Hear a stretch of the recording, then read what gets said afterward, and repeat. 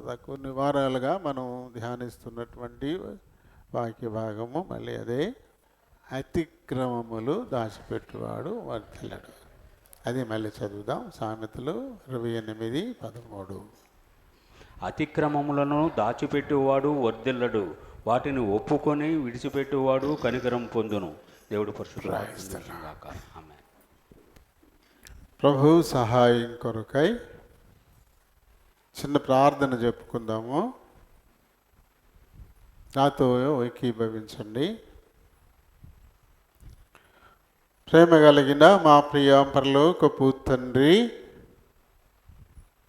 కృపా సత్య సంపూర్ణుడవైన మా దేవా, వందనాలు, స్తోత్రాలు.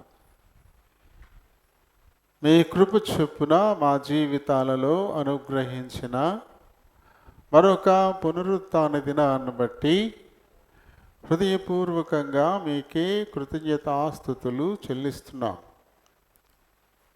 ఇంతవరకు పాడి మీ నామాన్ని మహిమపరిచాం.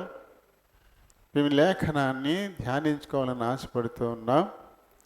గత కొన్ని వారములుగా మీరు మాకు నేర్పిస్తున్నటువంటి సత్యం, అతిక్రమములు దాచిపెట్టువాడు వర్ధిల్లడు, ఒప్పుకొని విడిచిపెట్టువాడు కనికరము పొందుతాడనేటువంటి లేఖనాన్ని బట్టి మాకు నేర్పిస్తున్న ఆత్మీయ సత్యాలను బట్టి స్తుతిస్తూ ఉన్నాం. మీ చిత్తమైతే మళ్ళీ అదే విషయాన్ని ఈ దినం కూడా ధ్యానించాలని ఆశపడుతున్నాం. నాయన, ఈ వచన భాగంలో ఉన్న ఆత్మీయ మర్మాలను మాకు బయలుపరచండి. ఆత్మీయంగా మమ్మలను బలపరచండి. చేర్చబడిన వారిని బట్టి వందనాలు.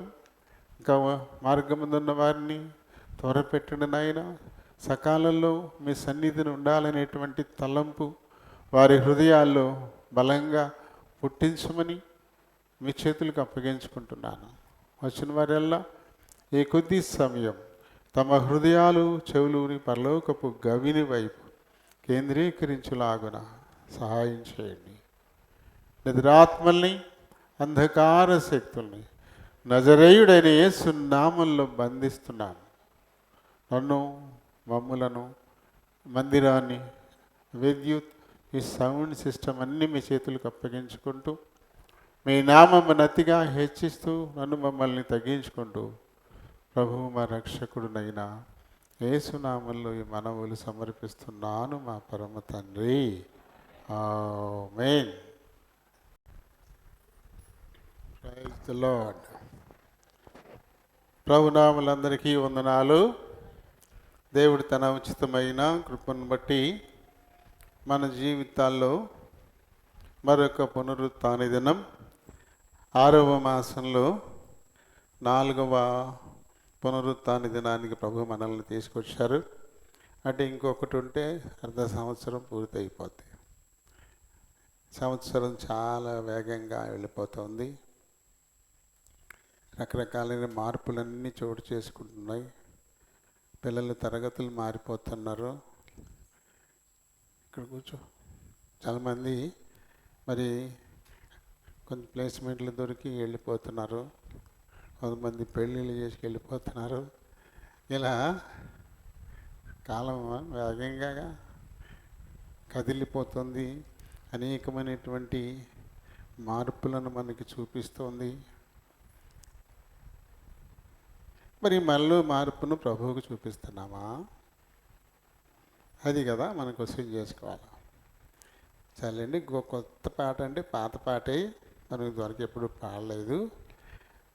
ఇది పల్లవిని ఒక 2 చరణాల మట్టుకే పాడదాము.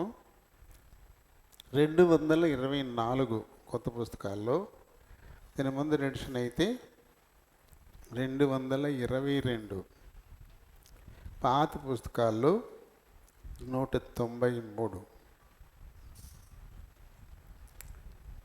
తన సొంత కుమారుని మనకు అనుగ్రహించినటువంటి వాడు, ఆయనతో పాటు సమస్తమును మనకెందుకు అనుగ్రహింపడు? రోమిలకు రాసిన పత్రిక 8వ అధ్యాయము 32వ వచనాన్ని బట్టి రాయబడింది.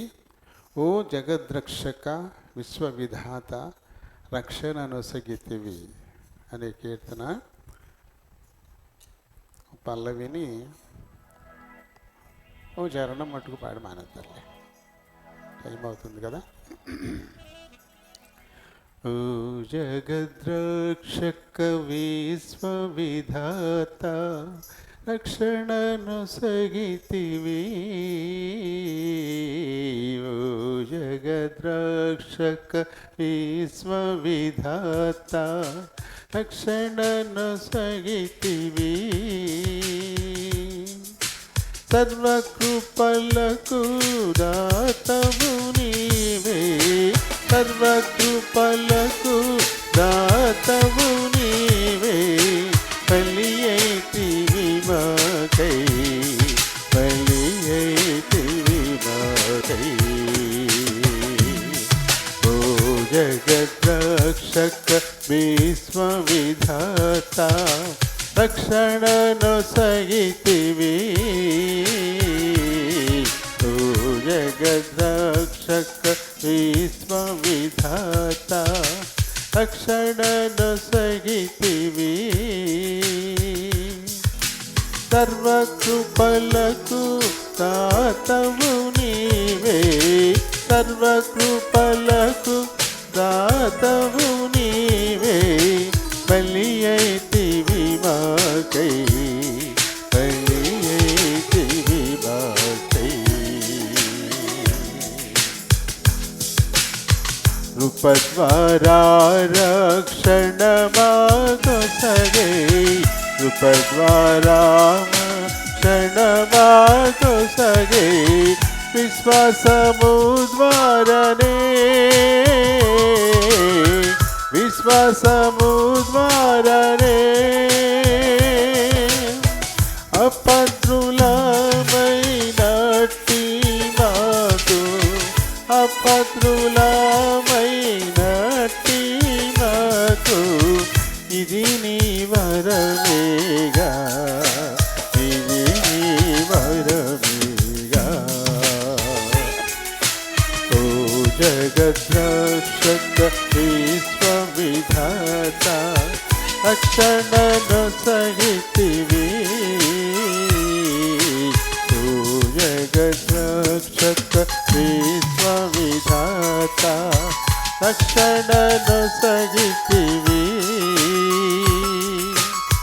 సర్వకృపలకు దాతవు నీవే, సర్వకృపలకు దాతవు నీవే, బలి అయితివి మాకై, బలి అయితివి మాకై, సేవను మాకు నేర్చితివయ్యా, సేవను మాకు నేర్చితివయ్యా, యుగ యుగముల వరకు, యుగ యుగముల వరకు,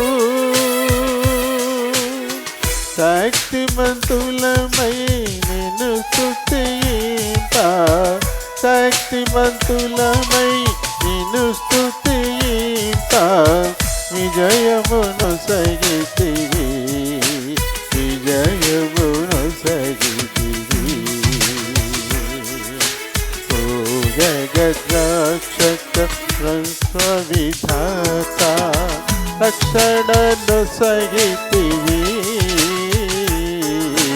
ఓ జగద్రక్షక విశ్వవిధాత రక్షణను సగితివి,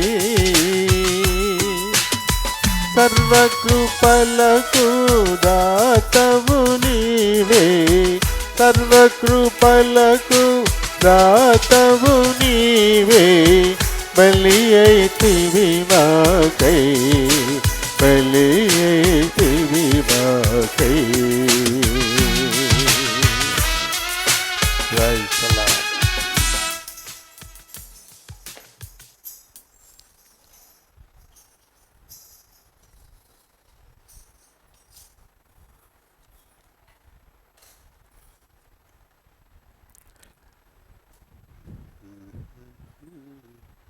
ఎన్నో వారం ఇది? ఈ నెలలో 3 వారాలు కూడా ఇదే కదా. మనం మే నెలలో ప్రారంభించాం. 11వ తారీఖు, 18వ తారీఖు, 25 మే నెలలో, జూన్ నెలలో 3 అయిపోయినాయి.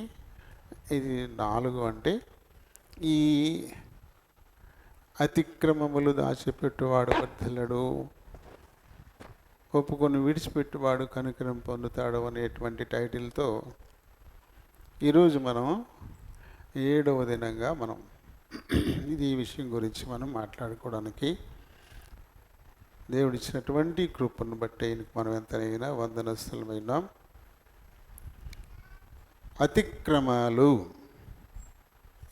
సహజంగానే అతిక్రమాలు వస్తాయి. తండ్రి అయిన దేవుడు అతిక్రమించిన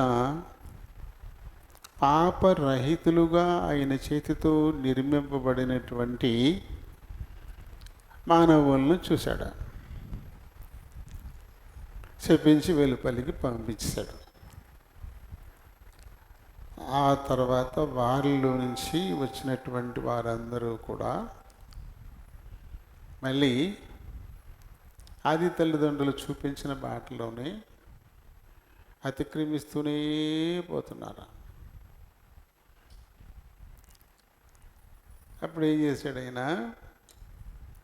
ఒక్క నోవహు, అతని 3 కుమారులు, అంటే మొత్తం మీద 8 మంది, వారిని మాత్రమే సజీవులుగా ఉంచి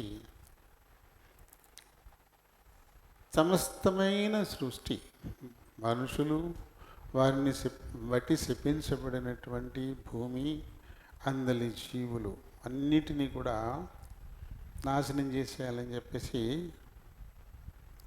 ఆదికాండం 6:5 బట్టి ఆయనకు నిర్ణయాన్ని తీసుకున్నాడు. ఈ మానవుల హృదయంలోని ఊహగా బాల్యము నుండి కేవలము చెడ్డది, కాబట్టి వీరందరినీ తుడిచిపెట్టేసి నీతిమంతుడైనటువంటి నోవహులో నుంచి మళ్ళీ ఈ లోకాన్ని కలిగిద్దామనుకున్నాడు ఆయన. కానీ మళ్ళీ అందరూ చనిపోయిన తర్వాత వీరుమట్టికే మిగిలిన తర్వాత ఆయనకే మళ్ళీ పశ్చాత్తాపం కలిగినట్టుంది. ఈ మానవ హృదయంలోని ఊహ బాల్యం నుండి చెడ్డదే కదా, దీనిని బట్టి మళ్ళీ ఈ సమస్తమైనటువంటి సృష్టిని ఎలా నేను నాశనం చేస్తాను? మీకు అలా కాదు. ఒక్కొక్క ప్రాంతం ఎక్కడ పాపం ఎక్కువైతే ఆ ప్రాంతాన్ని మట్టుకే నేను నాశనం చేస్తాననే ఒక నిర్ణయాన్ని ఆయన తీసుకున్నాడు. 8:21 మళ్ళీ ఆయన పశ్చాత్తాపడి, ఆదికాండం 8:21 మళ్ళీ ఆయన ఆలోచన చేసి ఇలాంటి నిర్ణయాన్ని ప్రకటించి, అందుకు గుర్తుగా కేవలం జలప్రళయం చేత సర్వలోకాన్ని నాశనం అయితే చేయను అని చెప్పేసి ఆయన మాట ఇచ్చి, దాన్ని ఆకాశంలో ఒక ఇంద్రధనస్సు అని మనం పేరు పెట్టి పిలుస్తున్నాం కదా, ఒక ధనుస్సు అని ఉంది. అందులో ఇంద్రధనుస్సు అని కాదు, ఒక ధనస్సు నుంచి అని మాత్రమే ఉంది. దానికి మనవాళ్ళు పెట్టుకున్నారు ఆ పేర్లు, ఇంద్రుడి ధనస్సు అని చెప్పేసి. పువ్వంటే వచ్చింది బయటకు. అది మీ ఇంటికాడ ఎప్పుడైనా ప్రయత్నం చేశారా? పొద్దుటే మొహంగా అనుకుంటారు కదా, పొద్దు పక్కన ఉన్నప్పుడు మీరు మొహం కడుక్కునేటప్పుడు ఇటువైపు కానీ ఇలా ఇటువైపు కానీ తిరిగి నోటి నిండా నీళ్ళు తీసుకుని ఒకసారి అది తుంపర్లు వచ్చేలా అనండి. ఆ తుంపర్లను చూడండి, అందులో వస్తుంది ఇంద్రధనుస్సు. ఎప్పుడైనా చూసారా అసలు మీరు? ఈసారి ప్రయత్నం చేయండి. సాయంకాలం అయితే ఇటువైపున ఉంటాడు సూర్యుడు. పైన ఉన్నప్పుడు జరగదు, ఇటువైపునన్నా ఉండాలి, ఇటువైపునన్నా ఉండాలి. అలా ఉన్నప్పుడు మనం ఈ యాంగిల్లో ఉత్తరానికి కానీ దక్షిణానికి కానీ మనకు తిరిగి నోటి నిండా నీళ్ళు తీసుకుని తుంపర్లు ఉయ్యాలి. ఆ తుంపర్లు వచ్చినప్పుడు ఆ తుంపర్లో చూడండి ఇంద్రధనుస్సు అనేది వస్తుంది. సూర్యుని కాంతి ఆ నీటి బిందువులలో నుంచి ప్రసరించినప్పుడు ఆ రంగులు మనకి కనబడతాయి. అదేమి ఇంద్రుని ధనస్సు ఏమి కాదు, మనలో ఆ పేరు పెట్టేసేళ్ళండి. ప్రభు అయితే ఒక ధనస్సు నుంచి అంటే ధనస్సు ఆకారంలో, ధనస్సు అలాగే ఉంటుంది కదా, ధనస్సు అంటే తెలుసా? చూసారా ఎప్పుడన్నా? విల్లు, విల్లు బాణాలు అంటారు కదా, విల్లు దానికి మరొక పేరే ధనుస్సు. అర్ధచంద్రాకారంలో ఉంటుంది. దాన్ని గట్టిగా నారి లాగి కడతారు, నారి అంటారు దాన్ని. తర్వాత అందులో ఒక పుల్ల పెట్టి లాగి వదిలితే ఇది గెంటుద్ది. ఈ నారి దాన్ని ఫోర్స్తో గెంటుద్ది, దాంతో పరిగెత్తుకుపోతుంది. ఇది వరకు యుద్ధాల్లో దాన్ని ఎక్కువ వాడేవారు. శరములు అంటారు, అట్లా శరములు, బాణములు. శరాఘాతమైందని మాట వినుంటారుగా, వెళ్ళలేదా ఎప్పుడూ? అవతల మాట్లాడే మాట శరాఘాతంలా గుచ్చుకుందంటే బాణం వల్లి గుచ్చుకుంది ఒంట్లో అని చెప్పేసి అనడం కోసం ఆ పదాన్ని వాడతారు. సర్లేండి. ఇప్పుడు మనం ప్రభు ఏం చేశాడంటే, ఇంకా ఇలా అతిక్రమము సహజంగానే వీళ్ళల్లో ఉంటుంది. అయితే ఈ అతిక్రమానికి ఆయన ఒక విరుగుడు చెప్పాడు. అతిక్రమం వల్ల వచ్చేటువంటి నష్టానికి నివారణ ఎలా వస్తుంది అంటే, దాన్ని ఒప్పేసుకోవడం ద్వారా, దాన్ని మళ్ళీ పూర్తిగా విడిచిపెట్టేయడం ద్వారా. అతిక్రమించడం అనేది సహజంగానే జరిగిపోతుంది. ఎందుకంటే దుష్ట లోకంలో, సర్వం చెడిపోయిన లోకంలో మనం ఉన్నాం కాబట్టి ఒక్కొక్కసారి ఫోర్స్డ్గా మనం అతిక్రమాల్లో పడుతుంటాం. ఒక్కొక్కసారి అలవాటుగా అతిక్రమంలో పడిపోతూ ఉంటాం. అంటే అతిక్రమించడం అలవాటు అయిపోద్ది కొంతమందికి. కొంతమంది చాలా జాగ్రత్తగా నిలబెట్టుకుంటుంటారు, కానీ ఒక్కొక్కసారి ఒక ఒత్తిడి వారి మీదకి వచ్చి అతిక్రమించేస్తుంటారు. అది ఎలా చేసినా, అది అన్ఫోర్స్డ్ అయినా ఫోర్స్డ్ అయినా అతిక్రమమే కాబట్టి దాన్ని గుర్తించి ప్రభు దగ్గర దాన్ని ఒప్పేసుకుని మళ్ళీ ఎప్పుడు కూడా అలాంటి అతిక్రమం రాకుండా చూసుకోండి, చాలు, నేను వారిని కనికరిస్తాను అని ప్రభు ఇచ్చినటువంటి మాటని మరి జ్ఞాని అయిన సొలొమోను సామెతల్లో రాసిపెట్టాడు మన కోసం.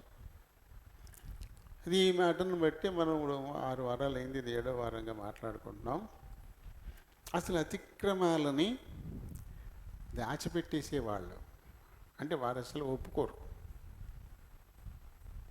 దాచిపెట్టేసేవారు. అందువల్ల వాళ్ళకి ఎదురైనటువంటి పరిస్థితులు ఏమిటో మనం చూసాం. రెండవదిగా, ఒప్పుకుంటారు కానీ విడిచిపెట్టరు. ఒప్పుకుంటారు కానీ విడిచిపెట్టరు. కాబట్టి వాళ్ళకు కూడా అదే ఫలితం. దాచిపెట్టేసినోడికి ఎలాంటి ఫలితం ఉంటుందో, ఒప్పుకొని కూడా విడిచిపెట్టకపోతే వాళ్ళకి అదే ఫలితం ఉంటుంది. అలాంటి వారిని కూడా మనం చూసాం. ఒప్పుకొని విడిచిపెట్టనిటువంటి వారు. ఆ తర్వాత ఇప్పుడు మనం ఒప్పుకొని విడిచిపెట్టి కనికరింపబడ్డ వారి గురించి మనం మాట్లాడుకుంటున్నాం. ఎవరైనా పోయిన వారం రాలేదా? మాట్లాడండి, ఇంత సైలెంట్గా ఉందండి. ఫ్యాన్లు ఆగిపోయినాయా? చెప్పండి. ఎవరైనా మన నోరు పెగలలేదండి.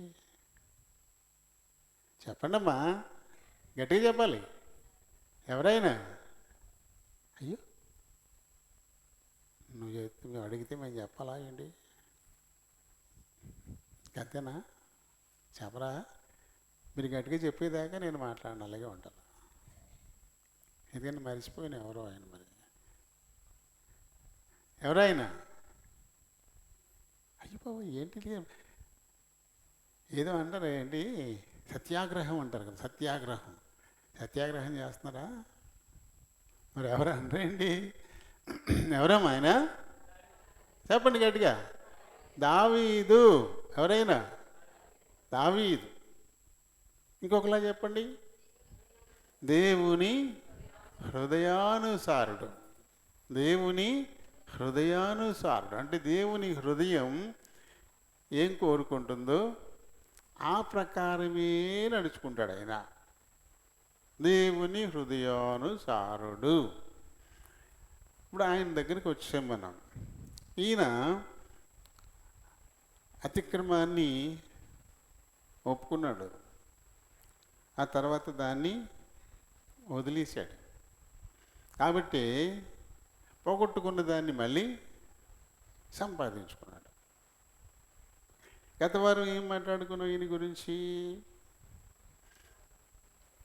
దావీదు ఏమిటి అసలు? దేవుడు దావీదుని ఎందుకు ఎంచుకున్నాడు? సౌలుని ఎందుకు తిరస్కరించాడు? ఇక్కడ దేవుని సంకల్పాలు ఎలా ఉంటాయి? యథార్థ హృదయులై అవమానాలు పడుతున్న వాళ్ళు, ఆ మాటలు పడుతున్న వాళ్ళు, దుఃఖంలో ఇబ్బందుల్లో ఉండి కూడా దేవుని యందలి భయభక్తులను విడిచిపెట్టినటువంటి వాళ్ళు, యథార్థతను విడవకుండా ఉండేటువంటి వాళ్ళు, అలాంటి వారు దేవుని పుస్తకంలో రాయబడతారు. ఏదైనా ఒక ప్రమోషన్ ఇవ్వాలని నేను అనుకున్నప్పుడు ఆ పుస్తకంలో రాయబడ్డ వాళ్ళని బయట తీసి వారికి ఆ ప్రమోషన్ ఇస్తారు. ప్రమోషన్ వచ్చిన వెంటనే బాగుంటుందా? ప్రమోషన్ వచ్చిన వెంటనే ఏం బాగోదు, సులువుగా ఉండదు, అది చాలా కష్టంగా ఉంటుంది. ఓ 10 ఏళ్ల పాటు ఒకే విధమైనటువంటి సర్వీసులో నడుస్తున్నటువంటి వాళ్ళకి ప్రమోషన్ ఇచ్చారనుకోండి, ఇప్పుడు ఎలా ఉంటుంది? ప్రమోషన్ వచ్చింది, ఇక జీతం పెరిగింది అన్న పేరే తప్ప ఆ డ్యూటీ అంతా కొత్తగా ఉంటుంది. ఇప్పుడు చాలా కష్టమైపోతుంది. ఏది రొటీన్గా పని చేసుకుంటే కుదరదు. ఇప్పుడు చాలా శ్రద్ధ తీసుకోవాలా, చాలా ఎక్కువ కష్టపడాల్సి ఉంటుంది. లేకపోతే ఆ ప్రమోషన్ సార్థకం కాదు. కానీ ప్రమోషన్ వచ్చింది అంటే దాని అర్థం బాధ్యత పెరిగిపోయింది, బాధ్యత పెరుగుతుంది. దానికి అలవాటు పడేదాకా కొంచెం కష్టంగా ఉంటుంది. అది శిక్షణా కాలం. ఏదో కొద్దిగా ఒక నెలల పాటు అదిలాగా చెప్పేసి పోతారు, కానీ దాన్ని ఆచరణలో పెట్టడానికి చాలా కష్టం అవుతుంది, శిక్షణా కాలంగా. అలాగే యోసేపును గుర్తు చేసుకున్నాం గత వారం. యోసేపును దేవుడు ప్రమోట్ చేయాలనుకున్నాడు. కారణం ఏంటి?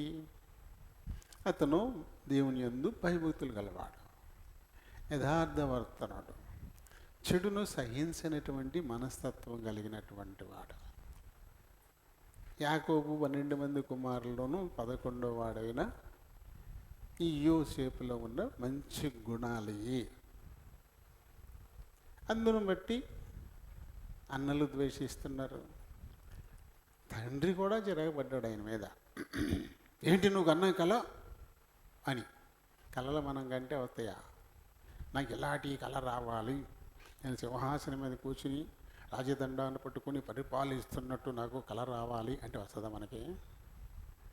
ఏంటి నువ్వు కన్న కళ అని చెప్పేసి యాకోబు గారు కూడా కొడుకు మీద చిరాకు పడతాడు. అలా తండ్రికి కూడా కొంచెం అసూయ కలిగింది, అన్నలకి కూడా అసూయ కలిగింది. అటువంటి పరిస్థితుల్లో యోసేపు అన్నప్పుడు మరి యోసేపుని ఎంపిక చేయడానికి కారణం ఏంటంటే ఆయన ముందుగానే అబ్రహాం గారితో మాట చెప్పాడు.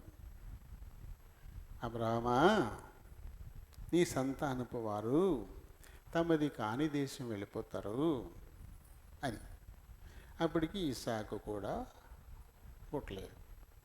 కాబట్టి ఈ అబ్రహాము సంతానం తమది కాని దేశమైన ఐగుప్తు వెళ్ళడానికి ఒక దారి కావాలా. ఆ దారిగా ఈ యోసేపుని ఎంపిక చేసుకున్నాడు. ఆ దారి అంటే 13 సంవత్సరాలు కష్టాల కడగండ్ల గుండా వెళ్ళి కిరీటధారి అయి సింహాసనాసీనుడై ఉన్నాడు. ఎవరు అతన్ని ద్వేషించారు, ఎవరు అతన్ని దూషించారు, ఎవరు అతన్ని బాధించారు, చంపాలనుకున్నారు, వాళ్ళందరినీ తీసుకొచ్చి యోసేపు ముందు మోకరిల్ల చేశాడు దేవుడు. ఆ రకంగా యోసేపుకి ప్రమోషన్ ఇవ్వాలనుకోవడం, పర్యవసానంగా కొన్నాళ్ళ పాటు కాస్త ఇబ్బందులు పడ్డం. ప్రమోషన్ అంటే ఇబ్బందులే.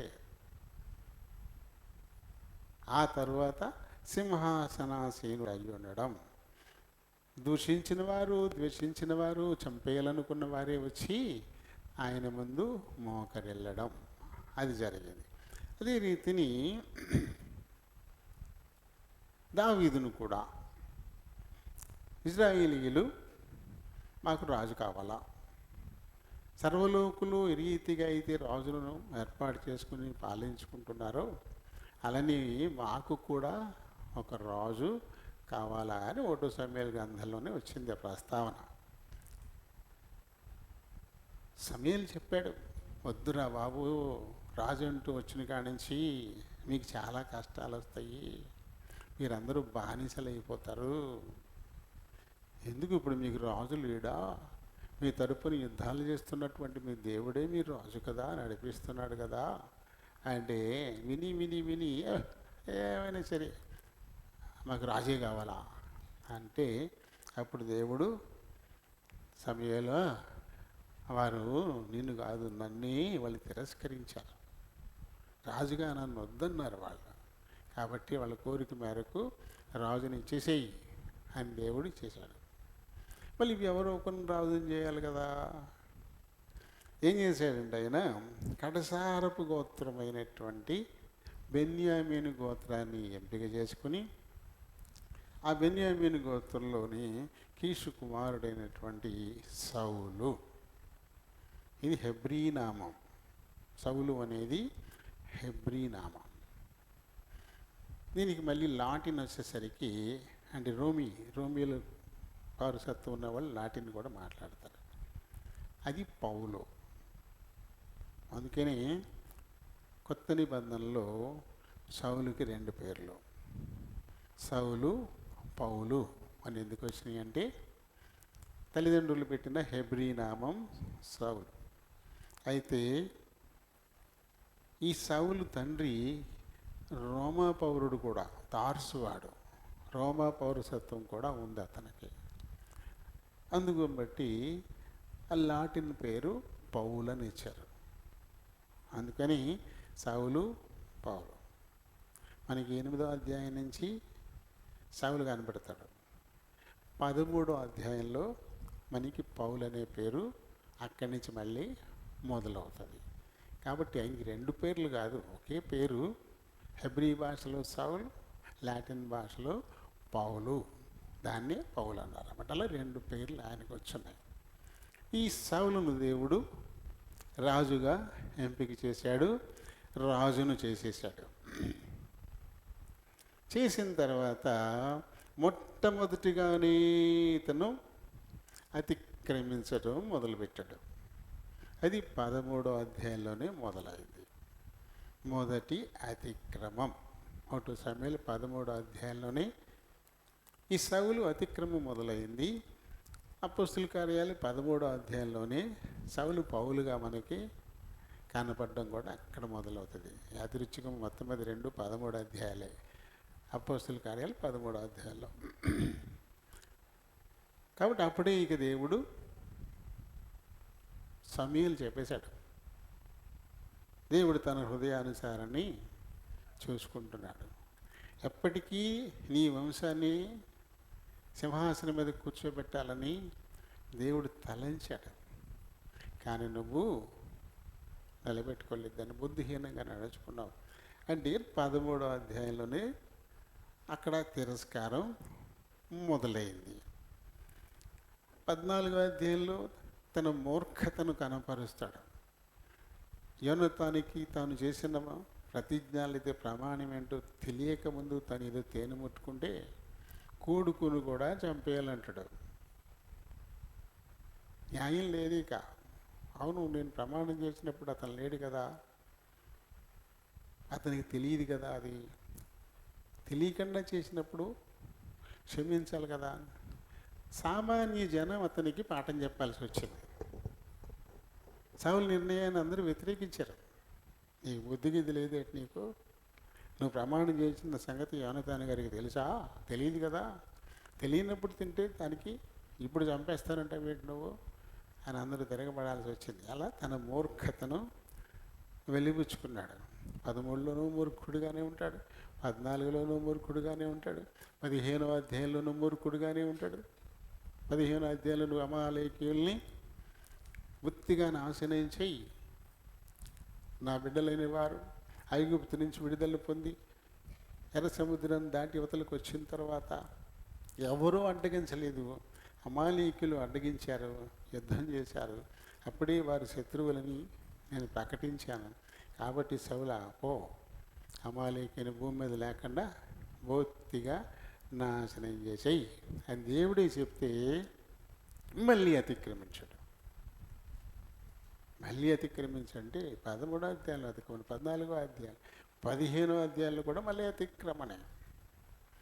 తన మూర్ఖతను బాగా కనబరుస్తాడు. తను ఎంతో ప్రేమించి రాజును చేసినటువంటి దేవుణ్ణి నా దేవుడు అని అనడం. సమూయేలుతో నీ దేవుడు అంటాడు. మరి ఎందుకు అతన్ని రాజుగా పెట్టాలి దేవుడు? కదా ఇక్కడ ఏం చేశాడు, ఏమంటాడు, సమూయేలు నీకు ఆశీర్వాదం దొరుకుద్ది, దేవుడు ఏం చెప్పాడు అది నేను చేసేసాను. ఇదే మూర్ఖత. దేవుడు చెప్పింది చేసినోడికి వస్తుందా ఆశీర్వాదం, ఇంకోడికి వస్తుందా? నా దేవుడు అని అనడం. మరి ఇంకెందుకు అతన్ని రాజుగా దేవుడు ఉంచాలా? ఇలా పలు విధాలుగా తన మూర్ఖతను అతను కనపరుచుకుంటూనే వచ్చాడు.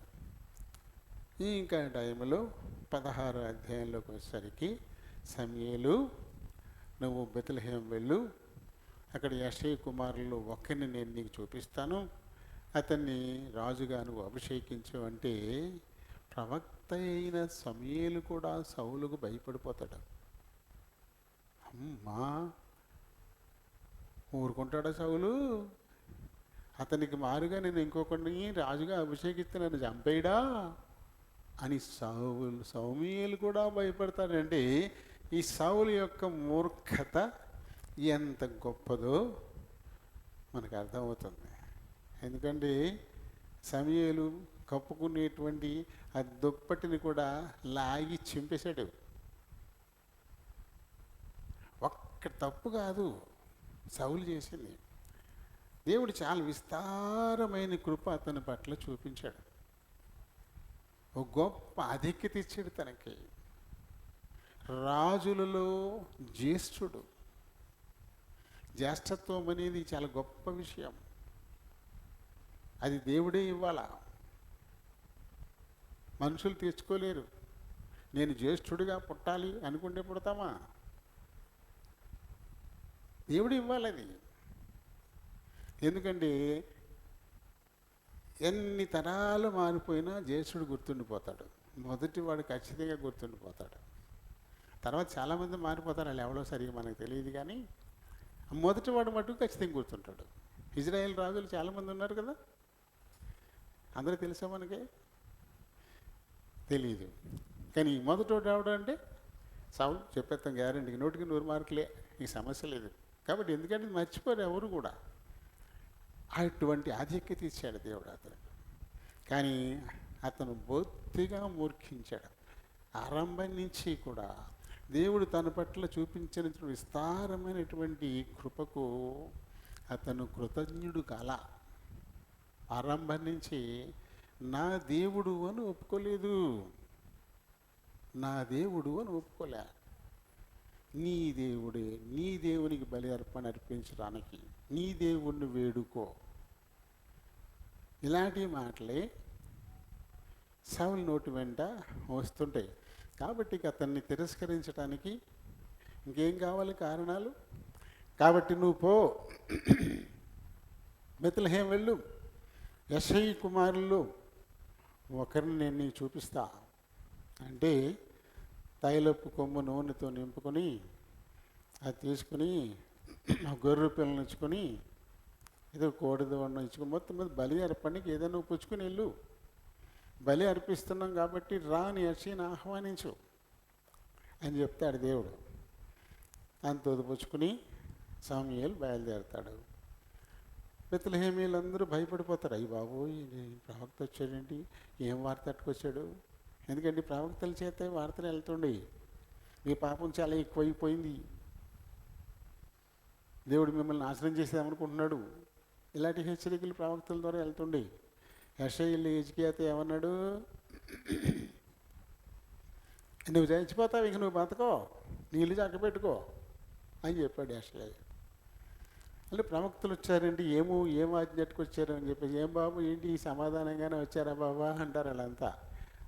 సమాధానంగానే వచ్చాను, బలి అర్పణ అర్పించడం కోసం వచ్చాను, కాబట్టి యెషయా నీ పిల్లలందరినీ పిలవయ్యా అని చెప్తాడు. ఒక్కోళ్ళు వస్తుంటారు, అందరూ ఇంత ఎత్తుంటారు, వాళ్ళు ఇంతంత బలంగా. ఇదే అయ్యి ఉంటాడు పాప అనుకుంటాడు సమూయేలు. కాదు, మీరు పై రూపాన్ని చూస్తారు, నేను హృదయాన్ని చూస్తాను, వీడు కాదు అందరూ అయిపోయారు. ఒక కన్ఫ్యూజన్ ఉంటుంది ఇందులో. యెషయాకి 8 మంది కుమారులని ఉంటుంది కానీ 7 పేర్లే వస్తుంటాయి. మరి 8వ వాడు ఎవడో మరి ఏమైనా అపార్షన్ అయిపోయిందో ఏమో తెలియదు. మరి వాడు 8 మంది కుమారులను మనకు ఉంటుంది కానీ 7 పేర్లే వస్తాయి, 8వ వాడి పేరు రాదు.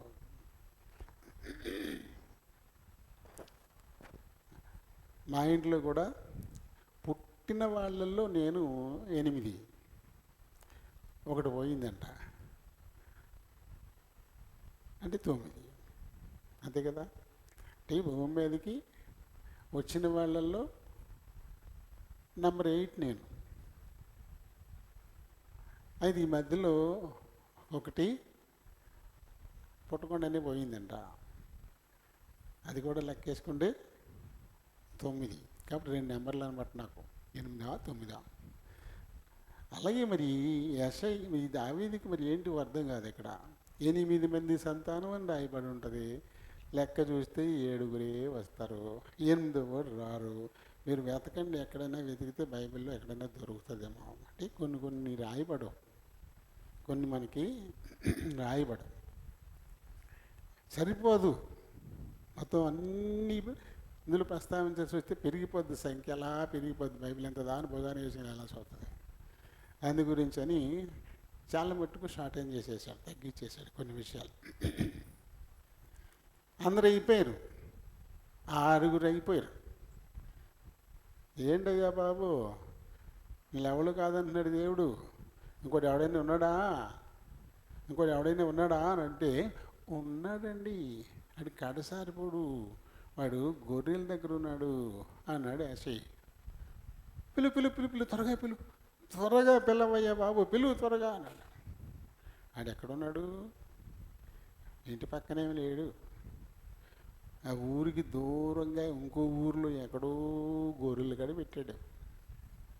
ఎందుకంటే ఇక్కడ ఉంటే ఈ అన్నలని బతకనిచ్చేలా లేరు, అని చావు కనబడితే చావు కోరుకుంటున్నారు. ఈడ దూరంగా ఉంటే నాయనకి ప్రశాంతంగా ఉంటాడని గొర్రెల కాపర్లతో పాటు గొర్రెల దగ్గర ఉంచేశాడు దావీదుని. అక్కడికి మనుషులను పంపించి అతన్ని ఇక్కడికి తప్పించేంత వరకు సమూయేలుని కనిపెడితే, అలా వస్తూ ఉండగానే, చూడు నేను కోరుకున్నవాడు, నా హృదయానుసారుడు అని చెప్పి దేవుడు చెప్తే అతనికి అభిషేకం జరిగింది. దావీదుకు రాజుగా దేవుడిచ్చిన అభిషేకం ఇది. అయితే వెంటనే సింహాసనం దొరికేద్దా? యోసేపుకు దేవుడిచ్చిన అభిషేకం ఐగుప్తులో సింహాసనాన్ని అధిష్ఠించాలని అది. కానీ వెంటనే దొరికేసిందా సింహాసనం? 13 సంవత్సరాలు నడవాల్సి వచ్చింది. ఆ సింహాసనాన్ని అందుకోవడానికి 13 ఏళ్ల పాటు నడవాల్సి వచ్చింది. నడుస్తూ పోతుంటే దారి ఎప్పుడు ఒకలాగానే ఉంటుందా? దారి ఎప్పుడు ఒకలాగానే ఉంటుందా? నడుస్తూ వెళ్తుంటే ఎత్తు పల్లాలు, గుంటలు, రాళ్ళు, రప్పలు ఇవన్నీ వస్తుంటాయి. మనకంటే ఎలా వెళ్ళినారు గొయ్య గొప్పను చాలా మట్టుకు సమతలంగానే ఉంటుంది, కానీ ఆ కాలువ దాటేమనుకోండి, ఏలూరు రోడ్డు ఉంది కదా, దాన్ని దాటి వెళ్ళామనుకోండి ఇలా ఉండదు. అసలు ఎక్కుద్ది దిగుతుంది, ఎక్కుతుంది మళ్ళీ దిగుతుంది, ఇలాగే ఉంటుంది. మనకి తెలియకుండా వెళ్తుంటాం. ఈ మధ్య బళ్ళు మీద వెళ్ళిపోతున్నాం కాబట్టి తెలుస్తలేదు. సైకిల్ దొక్కితే తెలుస్తుంది. కాళ్ళు పట్టేస్తే ఎక్కదు పైకి, ఎత్తు దొక్కాల ఇలాగే ఉంటుంది ఇంకా. కాబట్టి ప్రయాణం ఎప్పుడు కూడా ఎత్తుపల్లాలే, సమతలంగా ఉండదు. కాబట్టి 13 సంవత్సరాల పాటు యోసేపు జీవితాల్లో చాలా ఎత్తుపల్లాలను చూశాడు. ఎత్తు కష్టం, ఎత్తు ఎక్కడం అంటే చాలా కష్టం. పల్లంలోకి దిగిపోవడం కూడా కష్టమే. ఎప్పుడు సమతలంగా ఉంటుందో అప్పుడే ప్రయాణం బాగుంటుంది. ఎత్తు పల్లం రెండు ఇబ్బందే. అది సమతలంగా ఉంటేనే. ఈ 13 ఏళ్ల కాలంలో ఆయన ఎత్తు పల్లాల గుండా వెళ్ళాల్సి వచ్చింది. వెళ్ళి వెళ్ళి వెళ్ళి ఆఖరికి సమతలం సింహాసనం మీదకి వెళ్ళిపోయాడు. 13 సంవత్సరాల కాలం పట్టింది యోసేపుకి. అలాగే ఇప్పుడు దావీదు, వీళ్ళిద్దరికి సారూప్యత ఉంటుంది. దావీదు కూడా 13 ఏళ్ల పాటు కష్టాలు పడతాడు. 13 సంవత్సరాల పాటు ఎత్తు పల్లాలి దావీదు జీవితంలో. అభిషేకింపబడతాడు అంతే. అక్కడి నుంచి జీవితంలో ఎత్తుపల్లాలు మొదలైపోతాయి. ఎప్పుడైతే దావీదును దేవుడు అభిషేకించాడో, ఎప్పటి వరకు సౌలు దగ్గర అభిషేకం ద్వారా ఉన్నటువంటి దేవుని ఆత్మ సౌలును వదిలేసి దావీదు మీదకి వచ్చేసింది. ఇప్పుడు సౌలు ఖాళీ అయిపోయాడు. ఖాళీ ఏది ఖాళీగా ఉండదు. మనకు తెలియకుండానే అది ఆక్రమించబడుతుంది. మామూలు సాధారణంగా ఏం చెప్తాం, ఏముంది ఇందులో అంటే, ఏముంది ఖాళీ ఏమీ లేదంటాం. ఏముంది ఇందులో అంటే, ఏమీ లేదు ఖాళీ అంట. ఏమి లేదా, గాలి ఉంది, ఖాళీ అంటూ ఏం ఉండదు. అందులో గాలి ఉంది. ప్రతి ఖాళీ స్థలాన్ని గాలి ఆక్రమిస్తుంది. గాలి లేని చోటు అంటూ ఉండదు. ఖాళీ గ్లాసు అంటాం, దాని నిండా గాలి ఉంది. ఖాళీ సీసా అంటాం, దాని నిండా. నిజమా? ఎప్పుడైనా చెంబును ఆ బకెట్లో ముంచేటప్పుడు ఇలా కింద నుంచి కాకుండా పైనుంచి ముంచండి. ఇలా కింద నుంచి ముంచామనుకోండి, తెలియదు మనకి. వాటర్ వెళ్ళిపోతుంది, గాలి బయటకు వచ్చేది, మనకు తెలియదు. గాలి బయటకు వచ్చినట్టు తెలియదు మనకి. కానీ ఇలా ఉంచండి, నీళ్ళు కొద్దిగా వెళ్తూ ఉంటే బయటికి బుట్ట అంటూ ఉంటుంది. ఏంటది? గాలి. అందులో ఉండిపోయింది, అందులో చోటు చేసుకుని ఉండిపోయింది. ఆ గాలి బయటకు వస్తే తప్ప నీరు లోపలికి వెళ్ళదు. అలాగే సీసా ముంచినప్పుడు కూడా బుడగలు బయటకు వస్తుంటే నీళ్ళు మెల్లగా వెళ్తుంటాయి. బుడగలు బయటకు వస్తుంటాయి. ఏంటిది? గాలి అనమాట. అంటే ఖాళీ ప్లేస్ అంటూ ఉండదు. ఎప్పుడైతే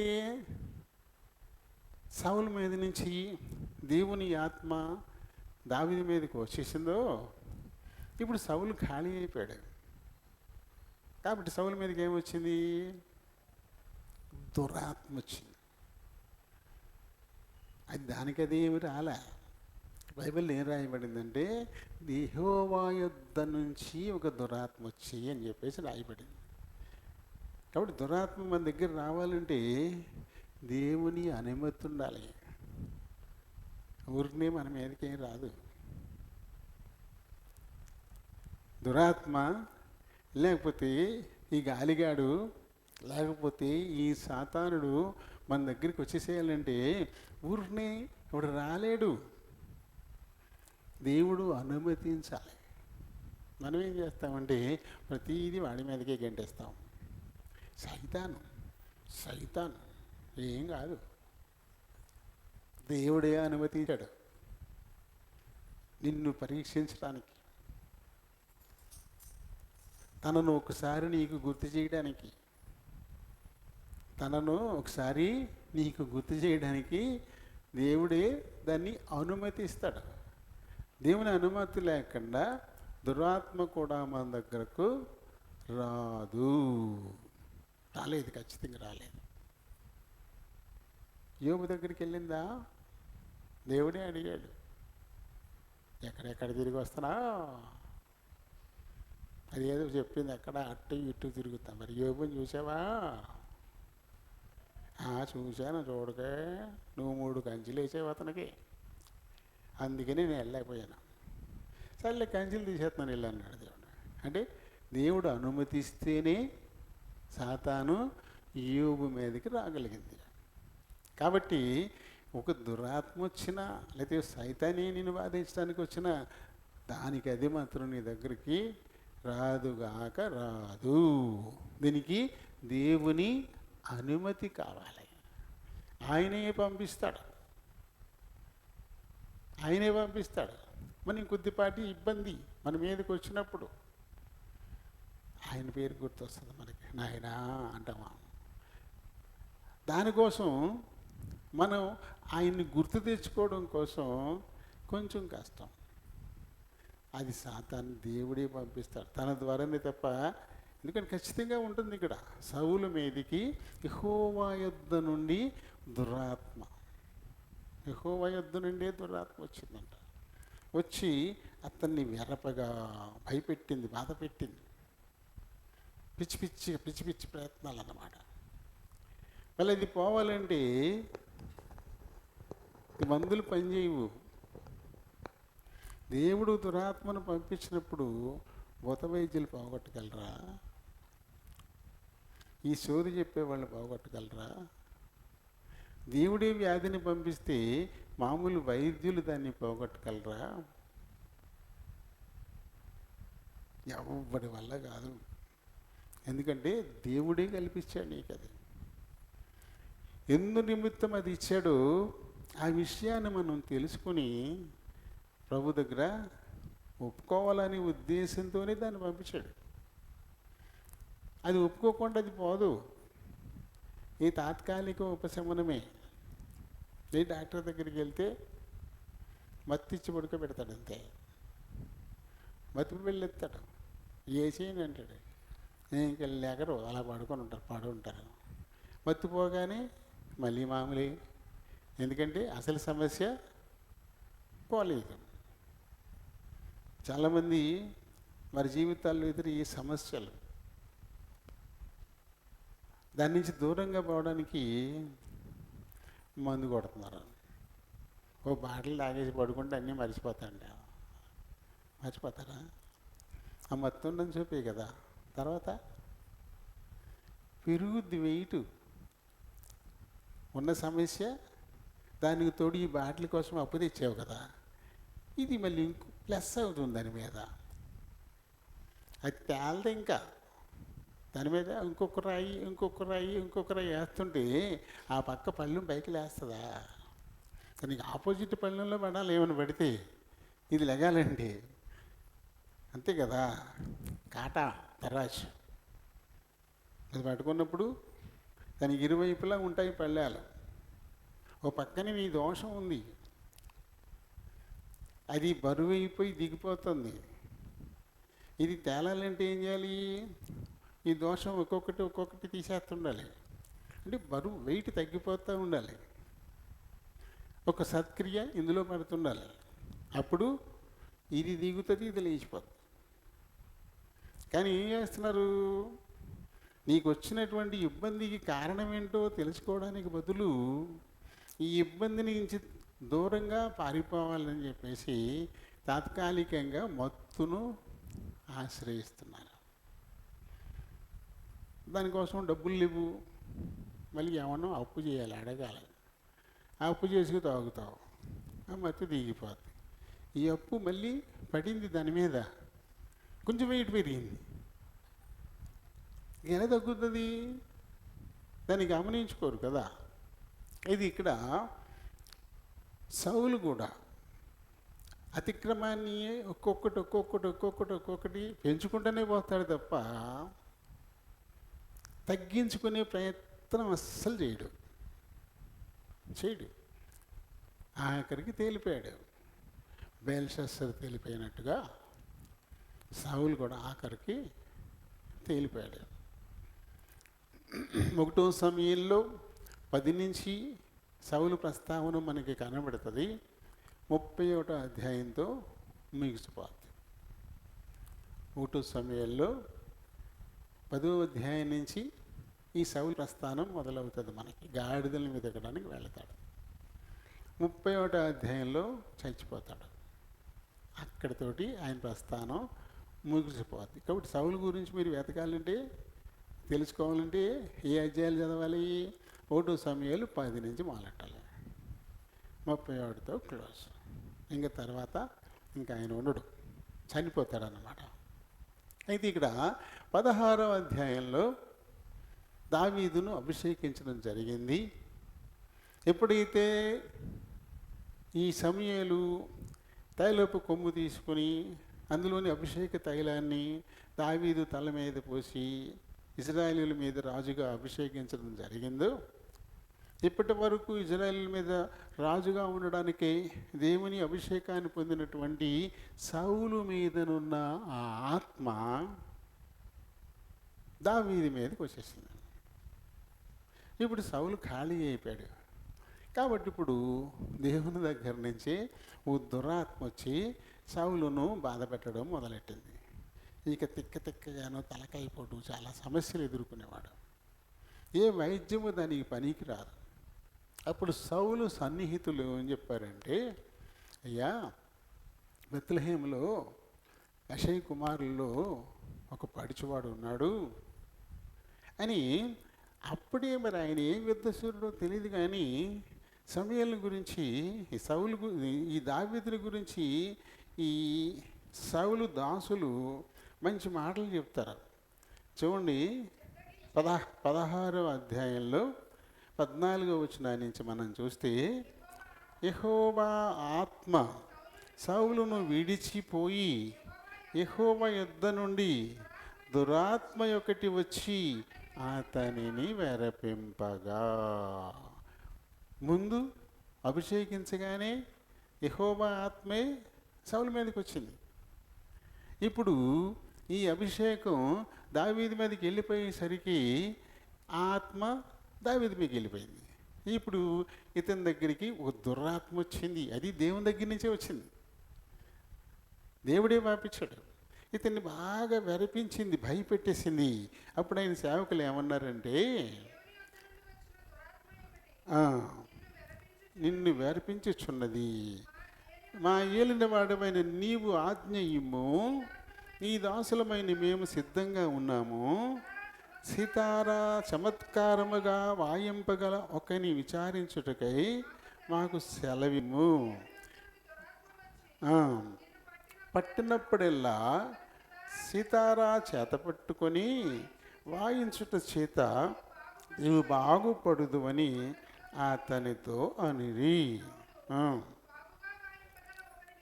విచారించి తీసుకొని రండని తన సేవకులకు సెలవీగా వారిలో ఒకడు, చిత్తగించుము, బెత్లెహేమీయుడైన యెషై యొక్క కుమారులు ఒకని చూచి తిని, అతడు చమత్కారంగా వాయింపగలడు, బహుశూరుడు, యుద్ధశాలియు, మాట నేర్పరియు, రూపస్యునై ఉన్నాడు. ఎన్ని క్వాలిటీస్ ఉన్నాయి చూడండి దావీదులో ఎన్ని క్వాలిటీస్ ఉన్నాయి. ఈయన ఎక్కడున్నాడు? గొర్రెల దగ్గర ఉన్నాడు. గొర్రెల దగ్గర తన పని తానే ఇంటికి దూరంగా పనివాళ్ళతో కలిసి ఆ గొర్రెల దగ్గర ఉంటే ఎక్కడున్నా అందులో ఉండేటువంటి సత్క్రియలు, మంచి లక్షణాలు ఎలా దాగుంటాయి? ఎన్ని లక్షణాలు చెప్తారు చూడండి. తన్ని ఎన్ని చెప్పాడు? అతడు చాలా చమత్కారంగా వాయిస్తాడట దాన్ని. 2 బహుశూరుడు, యుద్ధశాలి, మాట నేర్పరి, రూపసి.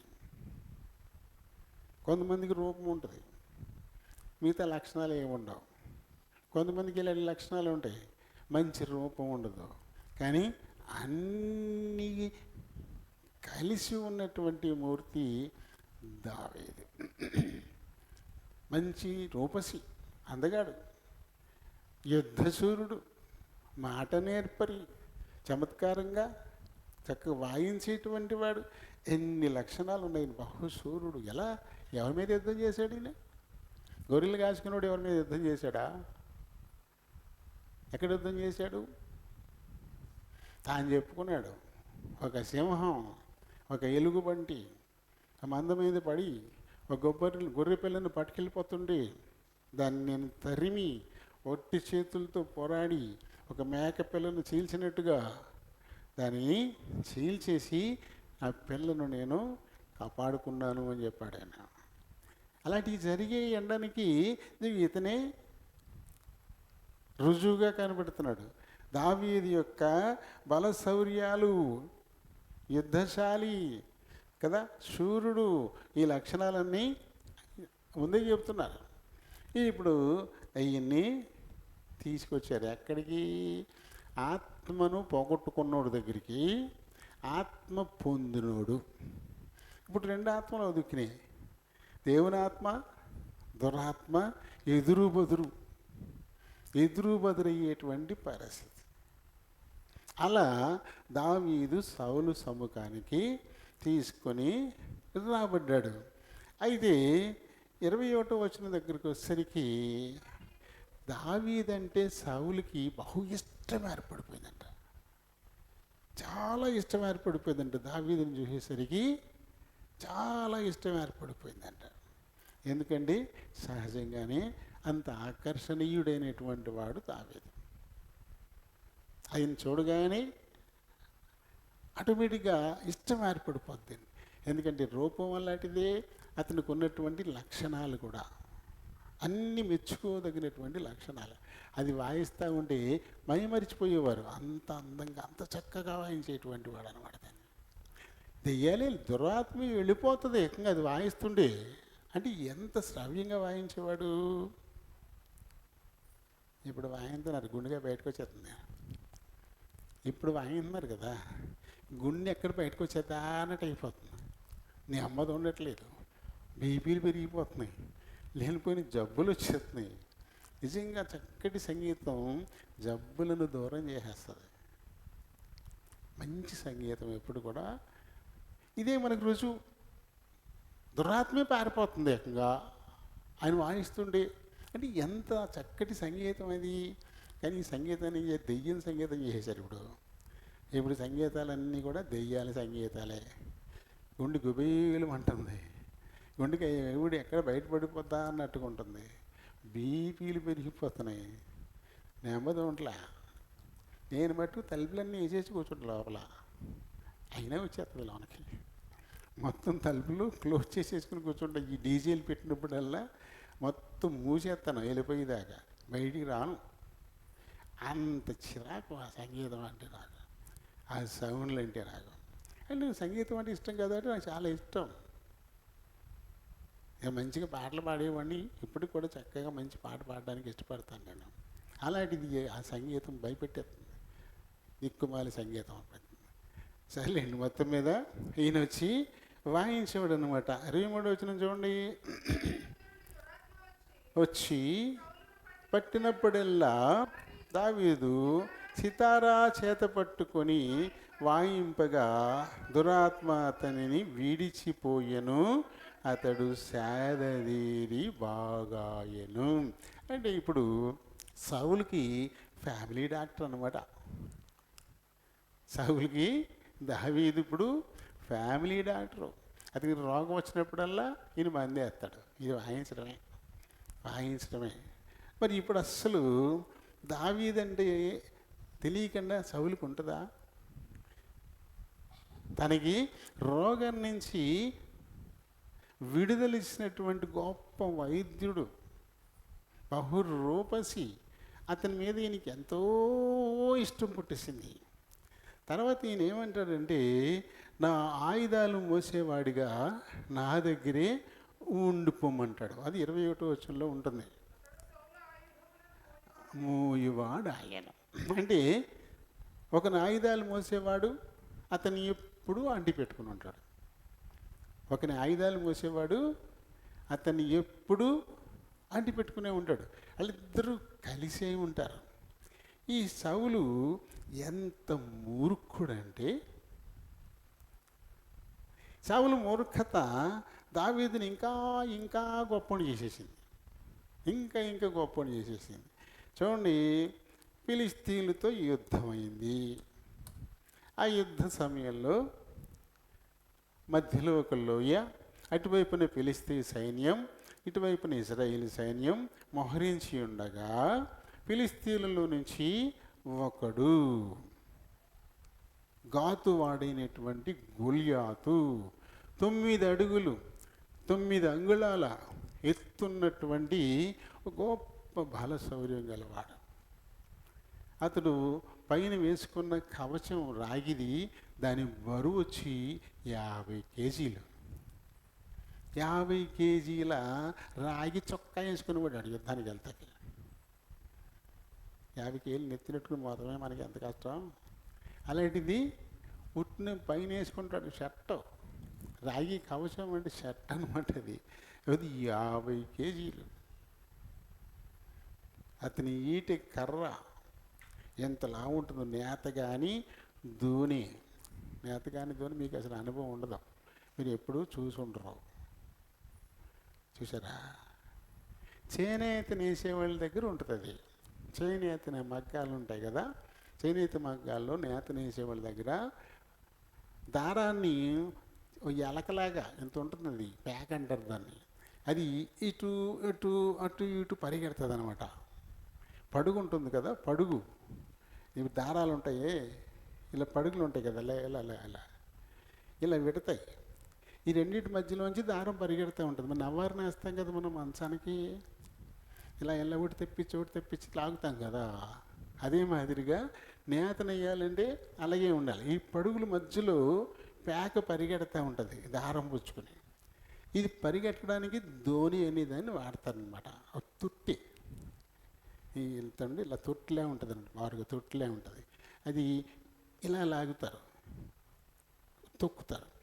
ఓ పడుగు కిందకి వెళ్తుంది, ఇలా లాగినప్పుడు ఈ దారం పుచ్చుకొని అటు పరిగెడుతుంది. ఆ తర్వాత మళ్ళీ ఏం చేస్తాడు, ఇది తొక్కి ఇలా లాగుతాడు, అప్పుడు ఇటు పరిగెడుతుంది. అలా అటు ఇటు పరిగెడితే నేత వస్తుంది అనమాట. అలా నేసేటప్పుడు ప్యాక పరిగెట్టేదాన్ని ధోని అంటారు. అది మాత్రం లా ఉంటుంది, మధ్యలో ఖాళీ ఉంటుంది అనమాట, అందులో పరిగెడుతుంది ఈ ప్యాక. అంతలా వాడు ఈటి కర్ర, మామూలు కర్ర ఎంత ఉంటుంది మనకి, మన కర్ర అంటే ఎంత ఉంటుంది మనకి, పుట్టిన గుప్పుడు ఇలా వండుకుంటే సరిపోదు గుప్పుడు. కానీ ఆడి కర్ర మనం ఇలా పట్టుకోవాలి 2 చేతులతో. ఆడి ఈటి కర్రని మనం 2 చేతులతో పట్టుకోవాలి, అంతలా ఉంటుంది అనమాట.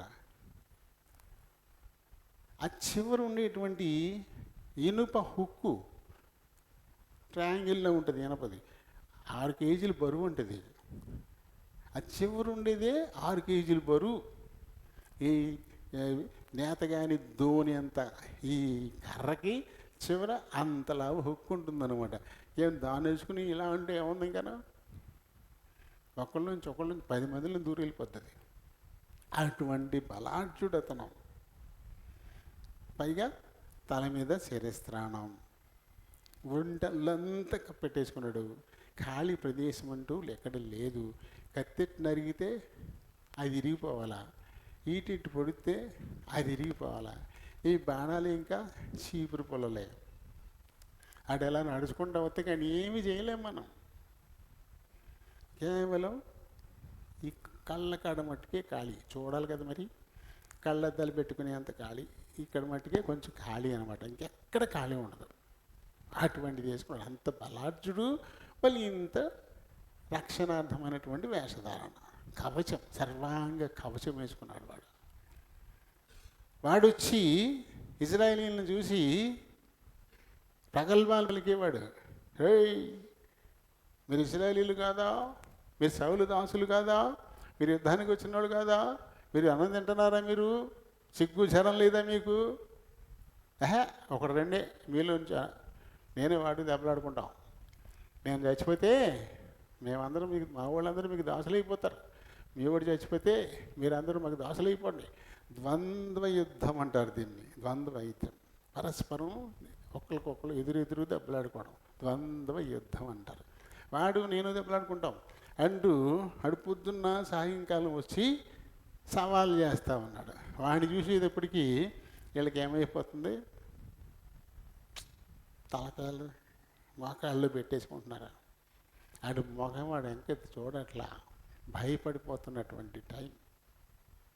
అలాంటి సమయంలో యెషయి దావీదును, ఆయన అన్నీలు యుద్ధంలో ఉన్నారు కదా, వాళ్ళ పరిస్థితి ఎలా ఉందో ఏంటో, ఆ పై అధిపతులకి ఏమన్నా ఈ జున్నుగడ్డలు ఏ బహుమానాలు పట్టుకెళ్ళి ఇచ్చి అక్కడ యోగక్షేమాలు తెలుసుకున్న దగ్గరికి రా అని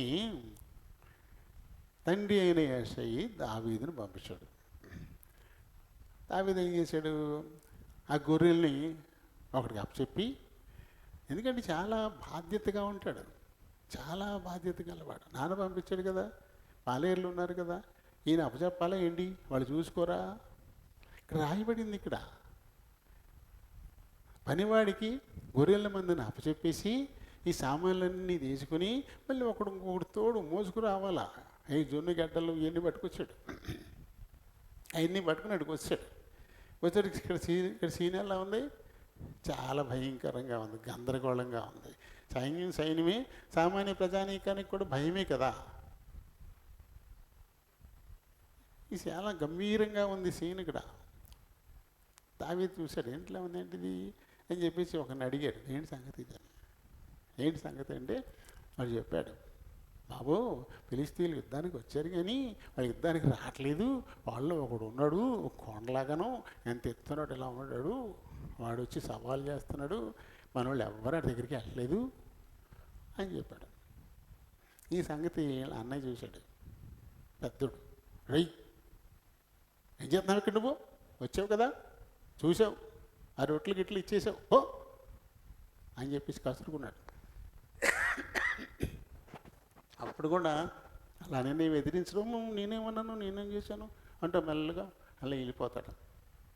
వెళ్ళి ఇంకొకరిని అడుగుతాడు, ఏంటి ఆ సంగతి, మరి రాజుగారు ఏమంటున్నారు ఏంటంటే, రాజుగారు ఏమంటారంటే తన కూతుర్నిచ్చి పెళ్లి చేస్తానంటున్నారు, ఎవడైనా కనుక ఆయన చంపితే గొప్ప ఐశ్వర్యవంతుని చేస్తానంటున్నారు, అతని కుటుంబాన్ని స్వతంత్రులు చేస్తానని చెప్పేసి రాజుగారు చెప్పారు.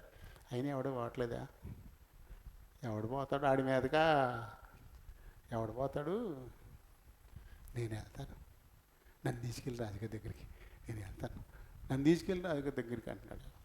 ఆడిలా చూశాడు, కందికి పైకిడా నువ్వు వెళ్తావా, కాకలు తీరిన యోధులు ఎంతెంత ఉన్నారు చూడు, ఆయన చూసి వాళ్ళందరూ కూడా అక్కడ చతికిలు పడిపోయి కూర్చుంటే నువ్వు వెళ్తావా అంటాడు. ఆడు ఇలా చూస్తాడు పైకి, నేను వెళ్తాను, రాజుగారి దగ్గరికి తీసుకెళ్ళి. పాపం రాజుగారి దగ్గరికి తీసుకొచ్చేసి అలా అలా అలా ప్రవేశపెట్టి తురుని వెళ్ళిపోయి ఉంటాడు వాడు. ఎందుకంటే రాజుగారు ఏడరా ఈ బొడ్డోని తీసుకొచ్చి అంటాడు, వాడు అలాగే పోద్ది, మామూలుగా ఉండదు రాజుగారి కోపం వస్తే. ఏంటి బాబు, నేను వెళ్తాను ఆడి మీదగా. రాజుగారు కిందికి పైకి చూశాడు, ఎరగడా అతను ఎవడోను, తన రోగం వచ్చినప్పుడల్లా వాయించుతున్నాడు కదా, తన ఆయుధాలు మోసేవాడే కదా, ఏమి ఎరగిన వాళ్ళగా మాట్లాడతాడు సాగు. అది అతని మూర్ఖత్వం. వద్దు బాబు, నువ్వు ఆడే విద్యలు నేర్చినోడు, నువ్వు చూస్తే చిన్నపిల్లడు, నువ్వు వద్దయా అంటాడు. లేదండి నేను వెళ్తాను అని చెప్తాడు. ఇప్పుడు తన సూరత్వం చెప్తాడు, ఇందాక చెప్పాడు కదా, అది ఇప్పుడు చెబుతాడు.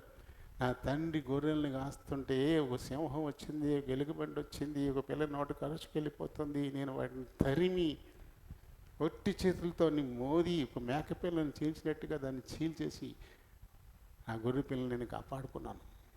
ఈ రోజున వాడు ఒక సింహంలాగానో ఒక ఎలుగుబంటిలాగా అయిపోతాడు. సంశయించవద్దు, నన్ను పంపండి. పిట్ట కొంచెం కోతగనల్లా ఉంది, నువ్వు చూస్తే ఎంతున్నా వాడి మీదకి వెళ్తానంటున్నావు బాబా, సర్లేనరా వేయండి, వేషం వేయండి అన్నారు.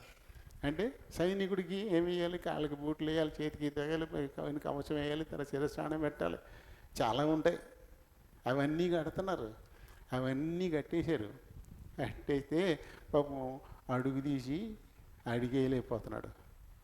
అయ్యి బాబోయ్, నాకు ఇవ్వద్దు, నాకేం అలవాటు లేవు బాబు, మీరు ఉంచేసుకోండి, నాకున్నవి నేను వెళ్తాను అని చెప్పేసి అన్నీ తీసేసి బయలుదేరి వెళ్ళిపోయాడు.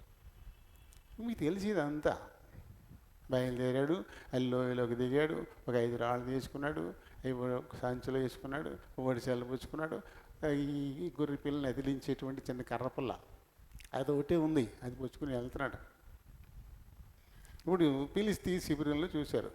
రోయ్, ఇజ్రాయేల్లో నుంచి ఎవడో వస్తున్నాడు, ఎవడో వస్తున్నాడు అని చెప్పేసరికి అప్పుడు వచ్చాడు బయటికి. ఇలా చూస్తే ఇంత బొడ్డోడు వస్తున్నాడు, చేతిలో కర్రపుల్లుచ్చుకొని. అది చాలా కోపం వచ్చింది వీడికి. బియ్యానికైనా కయ్యానికైనా సమబుజ్జి అంటారు కదా, ఏంటి నీ ఎంత ఉంటే నువ్వు బొడ్డోడు పంపుతా నా మీదకి, నన్ను అవమానించడానికి కదా అన్నట్టుగా అడిగి చాలా కోపం వచ్చేసి శాపనార్థాలు పెడుతున్నాడు దావీదుని. శాపనార్థాలు. రే రే రే రే ఏంట్రా, నేనేమైనా కుక్కను అనుకున్నావా, షెడ్ పోయి పెట్టను అనుకున్నావా, కర్ర పొల్లించుకొస్తున్నావు, రా ఇవాళ నేను కాకులకి గతలకి వేసేస్తానంటున్నాడు.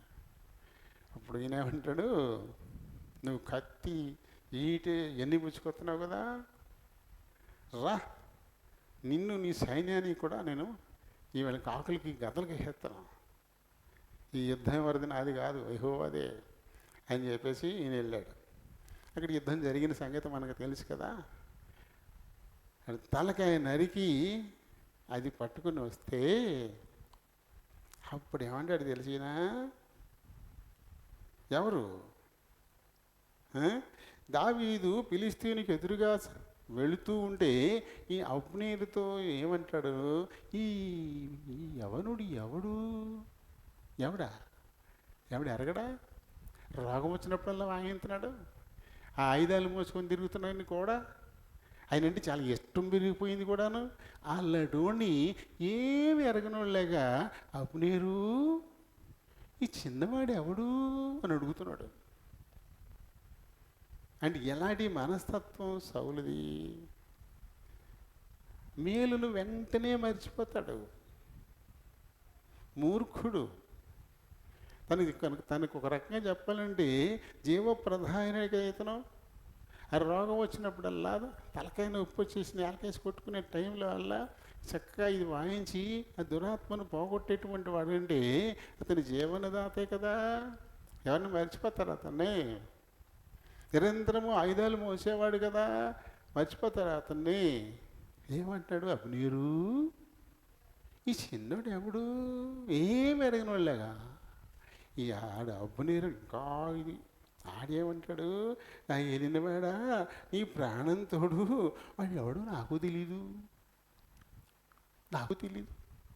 తెలీదా, రాజుగారికి పట్టిన రోగాన్ని పోగొడుతున్నారంట, ఆడు ఎవడో అని చెప్పి చూడనోడు ఉంటాడు అసలు. ఈ సైన్యాధిపతి ఎప్పుడు రాజు దగ్గరే కదా ఉంటాడు. అలాంటి ఈ రాజుకి రోగం వచ్చినప్పుడల్లా ఆ వాయిద్యం వాయిస్తూ ఉండి ఆ రోగం వెళ్ళిపోతుంది. ఎవరు ఈ పిల్లాడని చూడకుండా ఉన్నాడా? సౌలు అంటుండే వాడికంటే నేను ఇంకో 2 ఆకులు ఎక్కువ చదివాను అన్నట్టుగా ఈ అబ్నేరు కూడా ఏలినవాడా రాజా నీ ప్రాణం తోడు, వాడు ఎవడో నాకు తెలీదు అన్నాడు. అప్పుడు ఈయన ఏం చేస్తున్నాడు, గొలియాతును చంపేసి తల నరికేసి ఆ తల పుచ్చుకుని మరీ ఈయన దగ్గరికి వచ్చినటువంటి పరిస్థితి కదా. సౌలు ఎలాంటి వాడు అనడానికి ఉదాహరణలు మీకు చెప్తున్నాను. ఎప్పటికప్పుడు పొందిన మేలును మర్చిపోతాడు. తను రాజుగా చేసిన దేవుణ్ణే మర్చిపోయాడు. నా దేవుడు అని అనలేదు. అలాగే ఆయన చెప్పిన పనిని అసంపూర్తిగా చేశాడు. అలాగే తనది కాని పని చేయడానికి పూనుకున్నాడు. ఇప్పుడు చూడు, ఆయన ఎవరో కూడా నాకు తెలియదు అని చెప్పి అంటున్నాడు. ఇది దావీదును ఒక రకంగా అవమానపరచడమే కదా. ఎంత మేలు తనకి చేస్తూ ఉంటే మేలు చేసేవాడు ఈ ఎవడు అని అడిగితే తనకి ఎంత అవమానం అది. సరే అయిపోయింది. ఇక్కడ సౌలు జ్యేష్ఠ కుమారుడు యోనతాను. సౌలుకి ఎంతమంది పిల్లలంటే ఏడుగురు కుమారులు, 2 కుమార్తెలు. ఇతని అసలు భార్య ఎవరంటే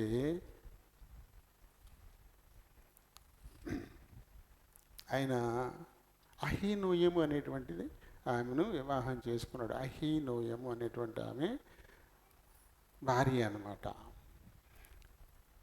తనకి 5 కొడుకులు, 2 కూతుళ్ళు పుట్టారు. అందులో పెద్దోడు యోనతాను, తర్వాత అబీనదాబు, తర్వాత మెల్కిషువ, తర్వాత ఇష్వి, 5వవాడు ఇష్పోషెతు. ఇలా 5 కొడుకులు, మేరబు, మీకాలు కూతుళ్ళు. ఈ అహీనోయము ద్వారా పుట్టినటువంటి పిల్లలు అన్నమాట. ఇతనికి మళ్ళీ రిష్వా అనేటువంటి ఉపపత్తి కూడా ఉంది తనకు మళ్ళీ 2 కొడుకులు పుట్టారు. అర్మోని, మెఫీబోషెతు అని 2 కొడుకులు ఉంటారు. అయితే ఇక్కడ మెఫీబోషెతు 2 కనపడతారు సౌలు కుటుంబంలో. యోనాతాను కొడుకు అవిటివాడు, అతని పేరు కూడా మెఫీబోషెతే. కానీ ఇక్కడ సౌలుకు ఉపపత్ని ద్వారా పుట్టినటువంటి కొడుకు ఒకడున్నాడు, వాడు కూడా మెఫీబోషెతే. అయితే ఇందులో ఈ 31వ అధ్యాయంలో 3 కొడుకులు చనిపోయినట్టు మనకి కనబడుతుంది. సౌలు 3 కొడుకులు చనిపోయినట్టు కనబడుతుంది. అంటే మిగిలిన వారు ఇంకా సజీవులుగానే ఉన్నారనేటువంటిది. అయితే ఇక్కడ సౌలు చనిపోయిన తర్వాత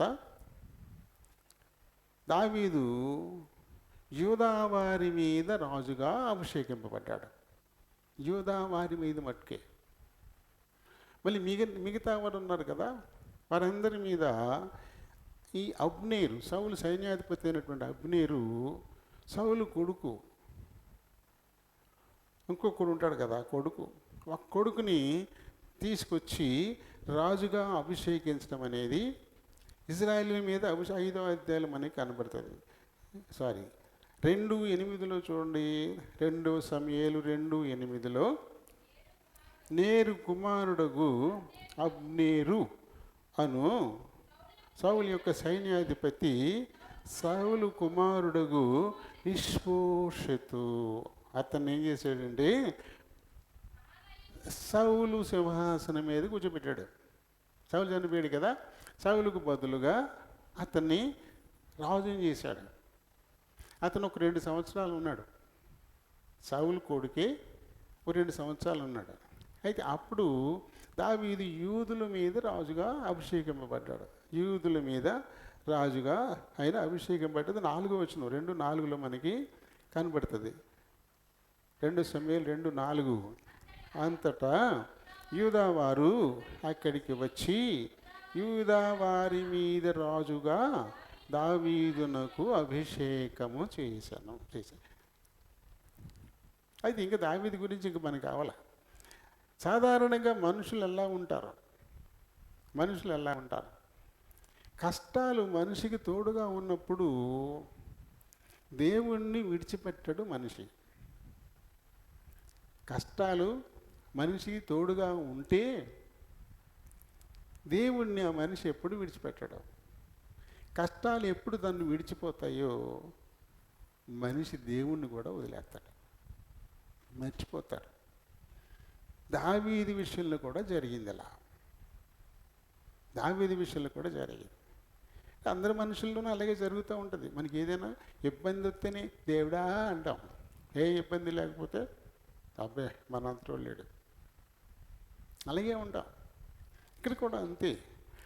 ఎప్పుడైతే ఈ రాజుగా దావీదును అభిషేకించడం జరిగిందో అప్పటి నుంచి ఇతనికి కష్టాలు అవమానాలు బయలుదేరాయి. అయినా సరే దేవుణ్ణి విడిచిపెట్టలేదు, దేవుని యందు భయభక్తులు కూడా విడిచిపెట్టలేదు దావీదు. కష్టాలు ఉన్నాయి కాబట్టి. కష్టాలు లేకపోతే కష్టాలు ఎలా మొదలైనవి?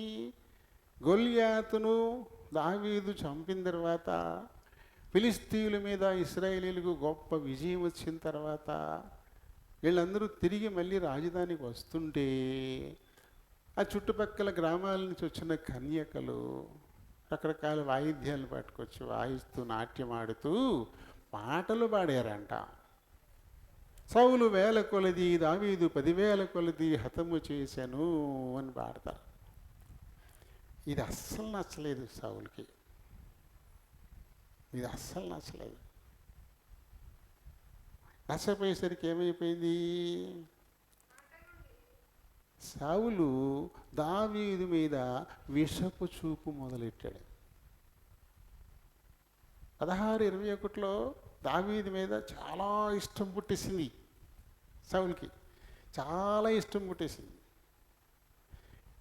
కానీ ఈ రకంగా వాళ్ళు పాట పాడేసరికి దావీదు మీద చాలా అసహ్యం వచ్చేసింది. చూడండి 18:9 మనకి ఇది కనబడుతుంది. కాబట్టి నాట నుండి సౌలు దావీదు మీద విషపు చూపు నీలేపాను. విషపు చూపే, విషం ఎట్టయినా చంపేయాలి ఈ దావీదుని బతకనేయకూడదు, నీకు ఉండకూడదు. ఎందుకంటే ఈ జనాలందరూ దావీదుని ఇష్టపడుతున్నారని, నన్ను ఇష్టపడట్లేదని అర్థమైపోయింది. అయితే మహారాజునైనా నేను 1000 మందిని చంపానా, ఈ బొడ్డోడు 10,000 మందిని చంపాడా అని జనాల దృష్టిలో ఇతను హీరో అయిపోయాడు. ఏం చేస్తాడు ఇతను? నా రాజ్యాన్ని లాగేసుకోవడం తప్ప.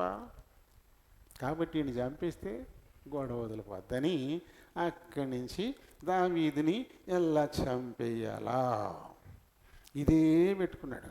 కానీ దావీదు మట్టుకు చాలా దేవుని యందలి భయభక్తులు కలిగి ఉండడం, ఏ పనికి పంపిస్తే ఆ పనిని చాలా సుబుద్ధితో, బుద్ధి కుశలతతో నెరవేర్చుకుంటూ రావడం. ఇవి సౌలు నన్ను ద్వేషిస్తున్నాడు కదా, ఎందుకులే ఎందుకు గొడవ వీడి దగ్గర మన ఇక్కడి నుంచి పోదాం దూరంగా అని ఏమీ అనుకోవటంలా. ఎలాంటి పని చెప్పినా సరే ఆ పనిని చక్కగా చేసుకుంటూ చేస్తూ ఉన్నాడు. చూడండి 2 సార్లు ఈటెతో సౌలు దావీదును చంపేయాలని ప్రయత్నం చేస్తాడు. 2 సార్లు చంపేయాలని ఈయన ప్రయత్నం చేస్తాడు. చూడండి 11వ వచనం మనకి ఇది ఉండగా దావీదును పొడిచి గోడకు బిగించి కొట్టేసేయాలి, ఈయన చంపేయాలని చెప్పేసి అని 2 సార్లు విసిరాడు. ఇక్కడ ఒకసారి అయింది, తర్వాత ఇంకొకసారి విసురుతాడు. పక్కకి తప్పించుకున్నాడు. అతని విషపు చూపు ఇక్కడ ఈటిలా ఈమెపడింది, చంపేయాలనుకున్నాడు. తర్వాత ఏం చేశాడు? ఫిలిస్తీయుల మీదకి పంపించాడు. వెళ్ళిపోయి మళ్ళీ అక్కడ చక్కగా అక్కడ గెలిచి వచ్చేస్తాడు. మళ్ళీ బయటికి వెళ్ళి గెలుచుకుని వచ్చేస్తుంటాడు. ఈయన సహస్రాధిపతిని చేసేసాడు. 1000 మంది మీద దీన్ని అధిపతి కింద చేసేసాడు. అది ఇంకా సుబుద్ధి కలిగి ప్రవర్తిస్తూ ఉంటే యెహోవా అతనికి తోడుగా ఉండడం ఇదంతా చూసి మరింతగా భయం. దావీదు యొక్క సత్ప్రవర్తన 12వ వచనంలో ఉంటుంది, యెహోవా తనను విడిచి దావీదునకు తోడై ఉండుట చూచి సౌలు దావీదునకు భయపడెను. ఇంకా 15వ వచనం, సౌలు చూచి మరి అధికముగా అతనికి భయపడెను. దావీదు యొక్క మంచితనం అతన్ని భయపెడుతోంది. దావీదు యొక్క సుబుద్ధి అతన్ని భయపడుతుంది. దావీదు యొక్క దేవుని యందలి భయభక్తులు అతన్ని భయపెడుతున్నాయి. అంటే ఇతరులు మనం చూసి భయపడాలంటే ఆయుధాలు పట్టుకుంటే భయపడరు, నోరేసుకు పడిపోతే భయపడరు. ఎప్పుడు భయపడతారు? మరింత సుబుద్ధి కలిగి నడుచుకుంటే భయపడతారు. మరింతగా దేవుని యందు భయము భక్తి కలిగి వినయం విధేయతతో సుబుద్ధి కలిగి నడుచుకుంటూ ఉంటే చూసి భయపడతారు. ఇప్పుడు అదే పరిస్థితి. చాలా భయం అతనికి ఎక్కువైపోయింది. ఇంకా దీనికి తోడు జనులందరూ అతన్ని ప్రేమిస్తున్నారు. తన కొడుకైనటువంటి యోనాతాను అతన్ని చాలా ఎక్కువగా ప్రేమిస్తూ ఉన్నాడు. మామూలు ఇంత అంత కాదు. అది 18వ అధ్యాయం 1 నుంచి 4 వచనాల్లో మనం చూస్తాం. ఒకటి సమయాలు 18 ప్రారంభం నుంచి 4 వచనాలు మనకి అది కనపడుతుంది. నిజంగా యోనాతానికి బహు ఇష్టం ఏర్పడిపోద్ది దావీదు మీద. వీళ్ళిద్దరు ప్రాణ స్నేహితులు అయిపోతారు. ఇంకా ఇవ్వకూడనివి ఏ ఒక్కరు కూడా వాటిని వదిలిపెట్టకూడదు, ఇవ్వకూడదు. ఒక యుద్ధ సూర్యుడికి ఏమేం కావాలి? అతనికి ఆయుధాలు ఏం కావాలి చూడండి. తన దుప్పటి ఎవరైనా దుప్పటి ఇంకోళ్ళకి ఇస్తారా? దుప్పటి ఎప్పుడు అవసరం అవుద్ది? ఒక్క మోసతో ఉంటే దుప్పటి ఎవరికి అక్కర్లేదు, చలెత్తినప్పుడే కావాలా. మరి మన దుప్పటి చేస్తే మన చలెత్తినప్పుడు మనకి ఎలాగా? కాబట్టి దుప్పటి ఎవరో ఎరువు ఎవరో, చిప్పులు ఒకటి, గొడుగు ఒకటి, టార్చ్ లైట్ ఒకటి, ఎవరిని ఎరువు అడగకూడదు, వాళ్ళు ఇవ్వకూడదు కూడా. ఎవరు అడగకూడదు, అలాగే ఎవరు ఇవ్వకూడదు కూడా. గొడుగు ఎప్పుడు అవసరం అవుద్ది? వర్షం వచ్చినప్పుడే. వర్షం ఒక్కడికే వస్తుందా? అందరికీ వస్తుంది. తనకు వర్షం వచ్చినప్పుడు నీ గొడుగు అడిగి చేస్తే మరి నీకెలా? నీ అవసరం ఎలా తీరుద్ది? కాబట్టి ఇవి కనీస అవసరాలు. బయటికి వెళ్ళినప్పుడే చెప్పులు కావాలా, ఆ చెప్పులు ఇంకొకటికి ఇచ్చేస్తే మరి నువ్వెలా? నీకు పాదరక్షలు కదా అయ్యి. టార్చ్ లైట్ చీకటైతేనే కదా కావాలి, అది వెలుగుంటే ఎవడికి అక్కర్లా. ఈ టార్చ్ లైట్ ఇంకోటికి ఇచ్చేస్తే మరి నీకు చీకటి అయిపోతే నీకెలా? అలా ఇవ్వకూడని కొన్ని ఉంటాయి. అలాగే దుప్పటి చలి ఎత్తేనే కప్పుకుంటారు, అది ఇచ్చేస్తే నీ చలి ఎత్తే. అలాంటి దుప్పటి చేసాడేగా ఎంత ప్రాణ స్నేహితుడు చూడండి. యోనాతాను దావీదుకి తన దుప్పటి ఇచ్చేసాడు. తర్వాత తన కత్తి చూడండి. మరి సూర్యుడికి ఏం కావాలి? కత్తే కదా ఆయుధం. అది లేకపోతే ఎలా యుద్ధం చేస్తాడు? సూర్యుడి శత్రువులు కూడా ఎక్కువ మందే ఉంటారు కదా, కాబట్టి కత్తి ఎప్పుడు విడిచిపెట్టరు. అలాంటిది తన కత్తిని చేశాడు. తన విల్లు, ఇందాక చెప్పాం కదా ధనుస్సు అని, విల్లు, తన యుద్ధాయుధాలని చేశాడు. తను కప్పుకునే దుప్పటిని కూడా దావీదుకి ఇచ్చేసాడు. యోనాతాను అంటే దావీదుని యోనాతాను ఎంత ప్రేమిస్తున్నాడో చూడండి. ఒక ఇంట్లోనే దావీదుని చంపేయాలనుకున్నాడు ఒకడు, దావీదుని ప్రేమించేవాడు ఒకడు. దేవుడు అలాగే పెడతాడు చూసారా. సౌలులాగానే యోనాతాను కూడా దావీదుని చంపేయాలనుకుంటే ఇంకా దావీదు ఉంటాడా అక్కడ? ఉంటాడా? అలాగే ఎప్పుడు కూడా ఓ ద్వారం మూయబడితే ఇంకో ద్వారం తెరవబడుతుంది ఒక మాట చెప్పుకుంటాం మనం. ఓ ద్వారం మూయబడిందంటే ఇంకొక ద్వారం, అమ్మో 11:35 చాలా టైం అయిపోయింది, చూసుకోలేదు టైం. ఇంకా 11:33 అయిపోయింది ఏకంగా.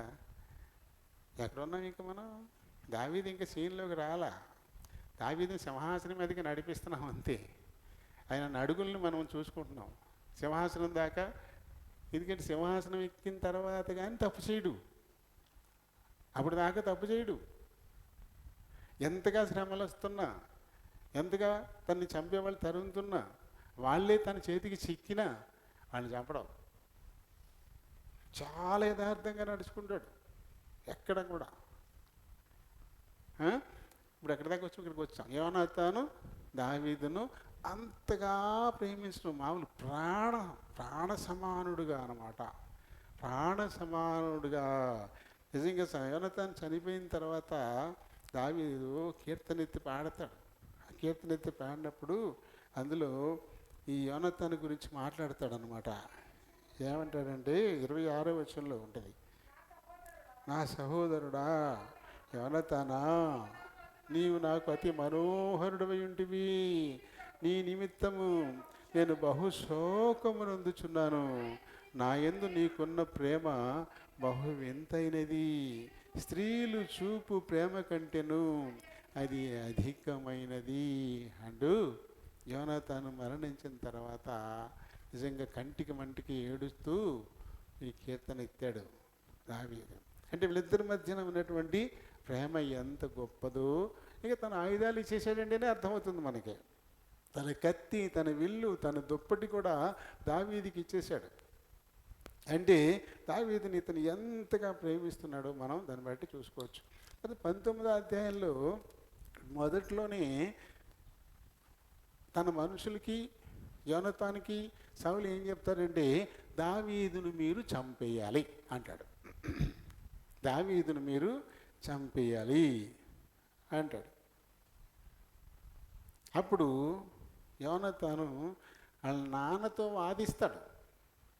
రాజుతో ఎవరైనా వాదిస్తారా? రాజుతో వాదిస్తే తలకాయ తీసేస్తారు, ఆడి కొడుకైనా ఎవడైనా సరే.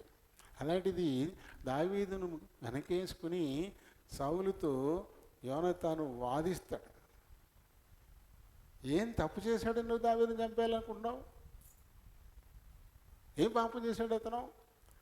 మనమందరం కూడా నిశ్చేషులు ఎవతలు పెడితే తను వచ్చి గొలియాతును చంపి ఫిలిష్తీయుల మీద మనకి విజయం ఇచ్చాడైనా అతను చంపాలి నువ్వు? ఒక నిరపరాధి రక్తాన్ని చిందించామని నింద నీకు కావాలా అని చెప్పేసి తండ్రికే క్లాసు పీకుతాడు యోనతాను. దావీదును ప్రేమించి దావీదు పక్షాన సౌలుతో వాదించిన సందర్భం అదే. దావీదుని గురించి యోనతాను తండ్రి చేత తిట్లు కూడా తింటాడు. ఆగడగొట్టు దాని కొడక అని తిడతాడు. 20వ అధ్యాయంలోకి వచ్చేసరికి యోనతాన్ని బూతులు తిడతాడు ఏకంగా సౌలు. ఇంకా అంతేకాదు, యోనతాన్ని కూడా ఈటితో చంపేయాలని విసిరేస్తాడు ఏకంగా. దావీదు మీద 2 పర్యాయాలు అయిపోయింది, కొడుకు మీద కూడా ఈట విసురుతాడు. దేనిని బట్టి? యోనతానికి దావీదు మీద ఉన్న ప్రేమను బట్టి. అంటే ఎంతగా దావీదును చంపాలని సౌలు ప్రయత్నం చేస్తున్నాడు, అంతగా యోనతాను దావీదును ప్రేమిస్తూ అతన్ని కాపాడాలని చెప్పేసి ఒకే ఇంట్లోనే రెండును, ఒకే ఇంట్లోనే. అంటే మంచి ప్రవర్తనకి ఎప్పుడు కూడా దేవుడి సపోర్ట్ ఉంటుంది. ఏదో రకంగా ఒకవైపు నుంచి ఒకళ్ళు యుద్ధం అవుతున్నా మరోవైపు నుంచి వాడిని ప్రేమించేవాళ్ళు, వాడిని సపోర్ట్ చేసేవాళ్ళు ఖచ్చితంగా ఉంటారు. దేవుడు ఏర్పాటు చేసి తీరుతారు అనడానికి కూడా ఈ దావీదు చరిత్ర మనకి సాక్ష్యంగా నిలబడుతూ ఉంటుంది. అయితే ఇంకేం సింహాసనం దాకా వెళ్ళలేదు, ఆ ప్రయాణంలో ఉన్నాడు. అయితే ఈయన అతిక్రమం రాజు అయ్యాక చేస్తాడు. అప్పటికి వస్తాం మనం. అప్పటి దాకా ఇది ఇంకా రాజు దాకానే తీసుకెళ్తున్నాము, ఇంకా అవలే. గత వారం ఎక్కడి దాకా వచ్చాము? ఎందుకు సౌలును తిరస్కరించాడు, ఎందుకు దావీదును కోరుకున్నాడు, ఆ కారణాలను గత వారం చూసాం.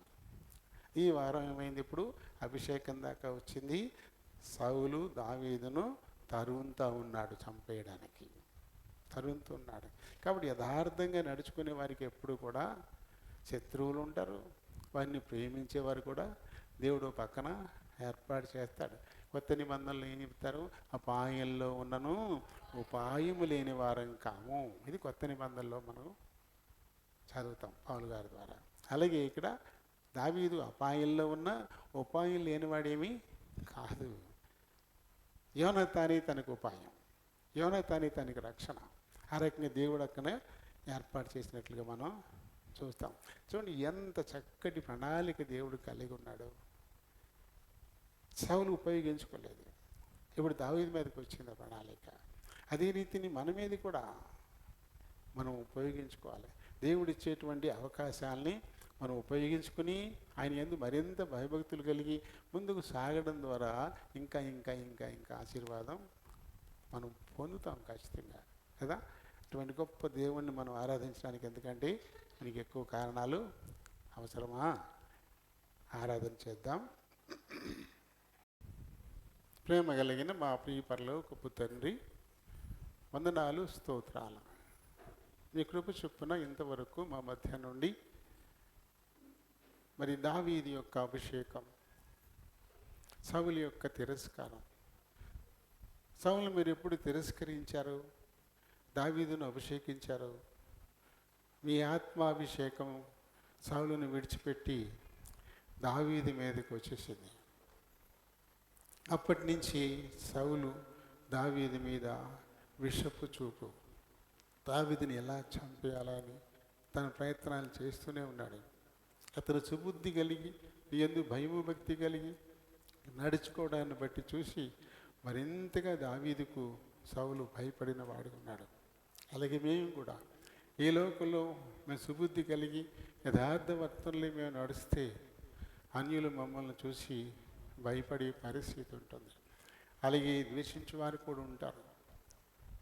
అయితే సౌలు దావీదును చంపాలని ఎంతగా ప్రయత్నం చేస్తున్నాడు.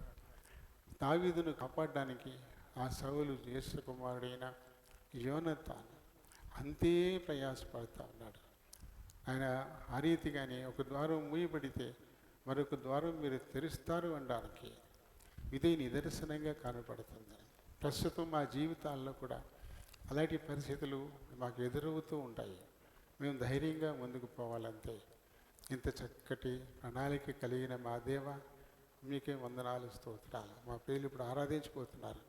మీరు ఆత్మయ్య ఉన్నారు కనుక ఆత్మతోనూ సత్యముతోనూ ఆరాధించడానికి సహాయం చేయమని ప్రభువును మా రక్షకుడైన యేసు నామములో ఈ మనవులు సమర్పిస్తున్నాను మా పరమ తండ్రి, ఆమేన్. కొరింథీయులకు రాసిన 2వ పత్రిక 6వ అధ్యాయము 14 నుంచి చివరి వరకు కలిసి చదువుకుందాం. మీరు అవిశ్వాసులతో జోడుగా ఉండకుడి. నీతికి దుర్నీతితో ఏమి సాంగత్యము? వెలుగునకు చీకటితో ఏమి పొత్తు?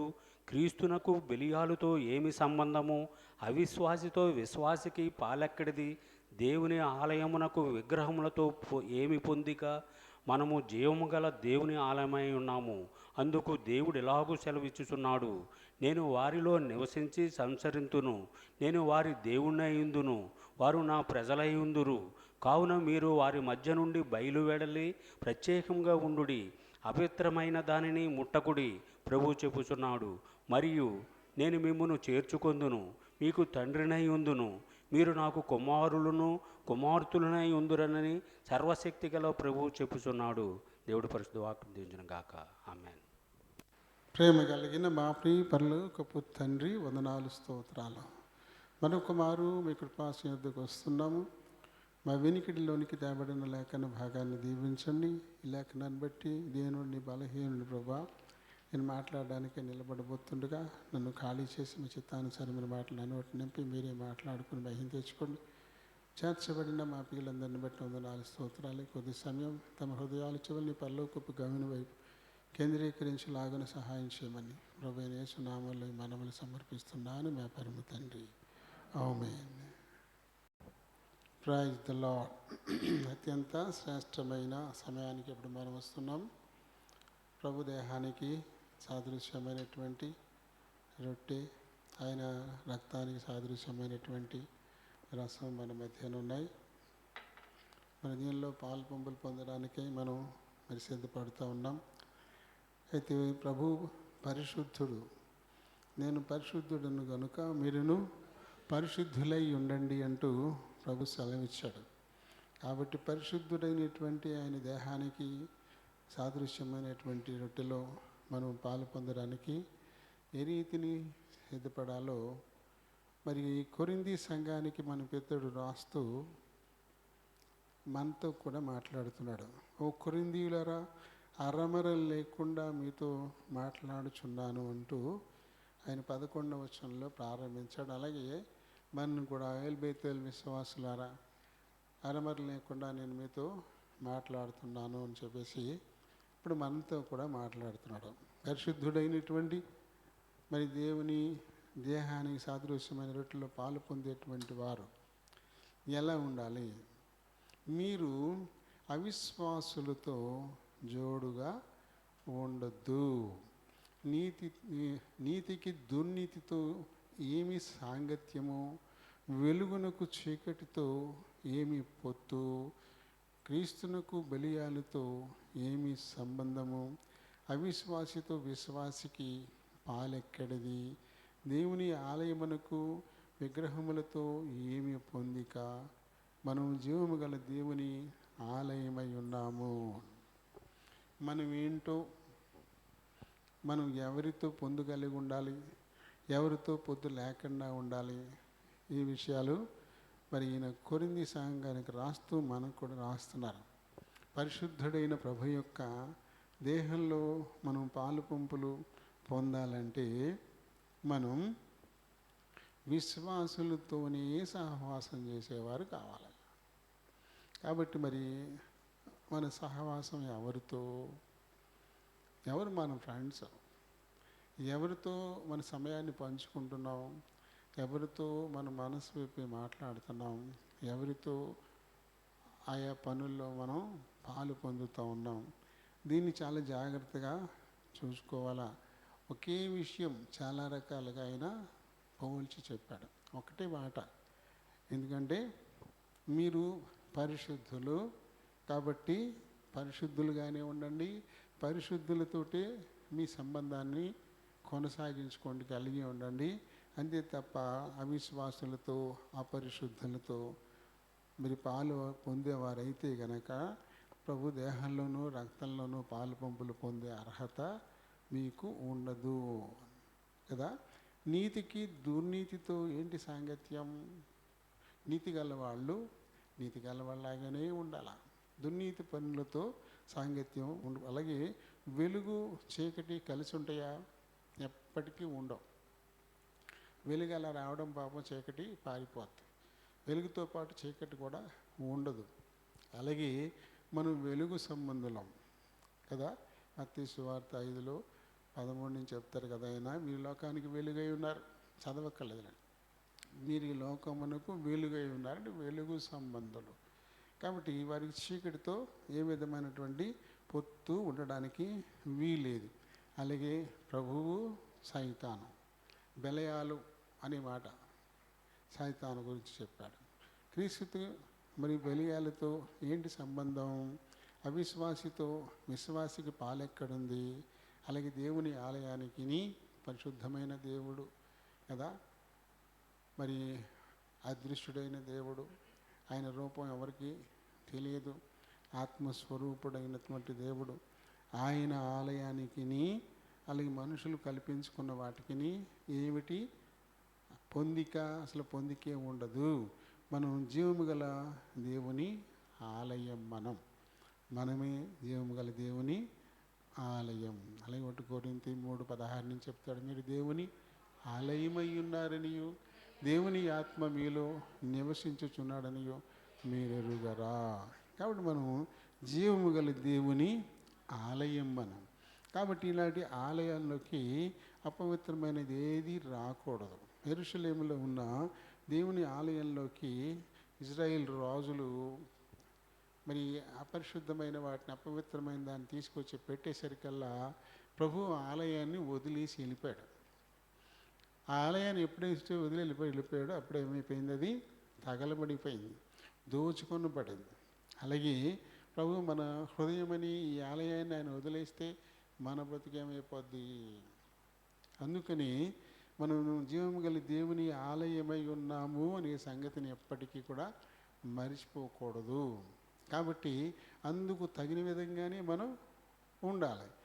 ఇక్కడ నేను వారిలో నివసించి సంచరింతును, నేను వారి దేవుడనయ్యుందును, వారు నా ప్రజలయ్యుందురు, కావున మీరు వారి మధ్య నుండి బయలువెడలి ప్రత్యేకంగా ఉండండి, అపవిత్రమైన దానిని ముట్టకూడని ప్రభువు చెప్పుచున్నాడు.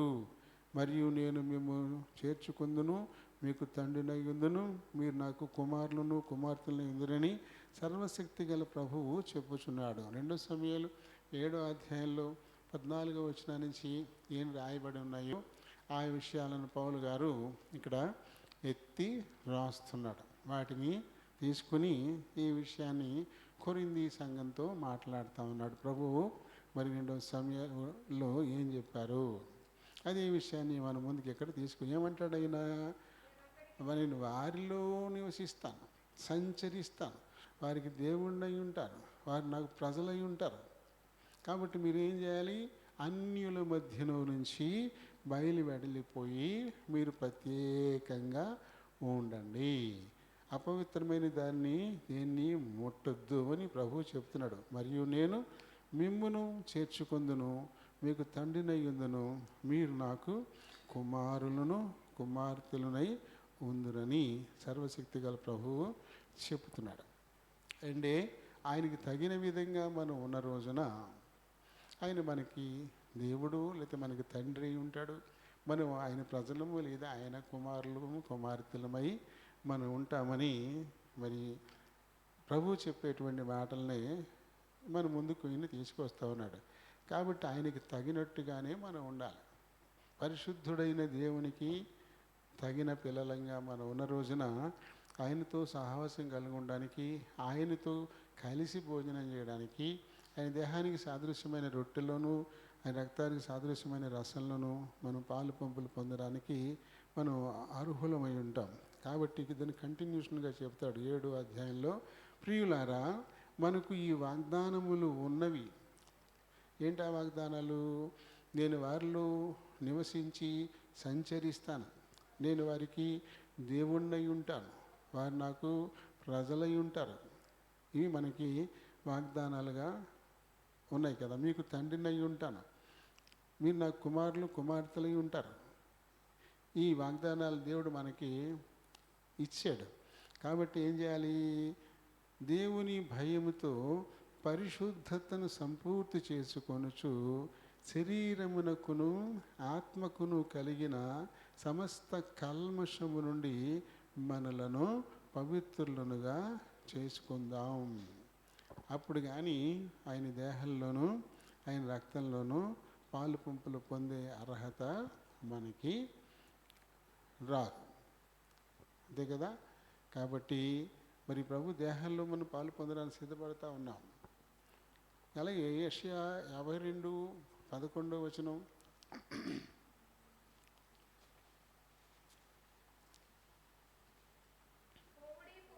పోవుడి పోవుడి అచ్చట నుండి వెళ్ళుడి, అపవిత్రమైన దేనిని ముట్టకుడి, దాని వద్ద నుండి తొలగిపోండి. ప్రభు పరిశుద్ధుడు కాబట్టి, పవిత్రుడు కాబట్టి ఆయన పరిశుద్ధమైన దేహంలో మనం పాలు పంపులు పొందడానికి అపవిత్రమైన దారి నుంచి దూరంగా పారిపోవాలంట. పోండి పోండి, దూరంగా పోండి, అపవిత్రమైన దాన్ని ఏది ముట్టద్దు అసలు మీరు. ఎందుకంటే పరిశుద్ధమైన దేవుని దేహానికి సాదృశ్యమైన రొట్టెలు పాలు పొందడానికి సిద్ధపడుతున్న మీరు మరి ఈ లోకంలో అపవిత్రమైన ప్రతిదాని నుంచి దూరంగా పారిపోండి.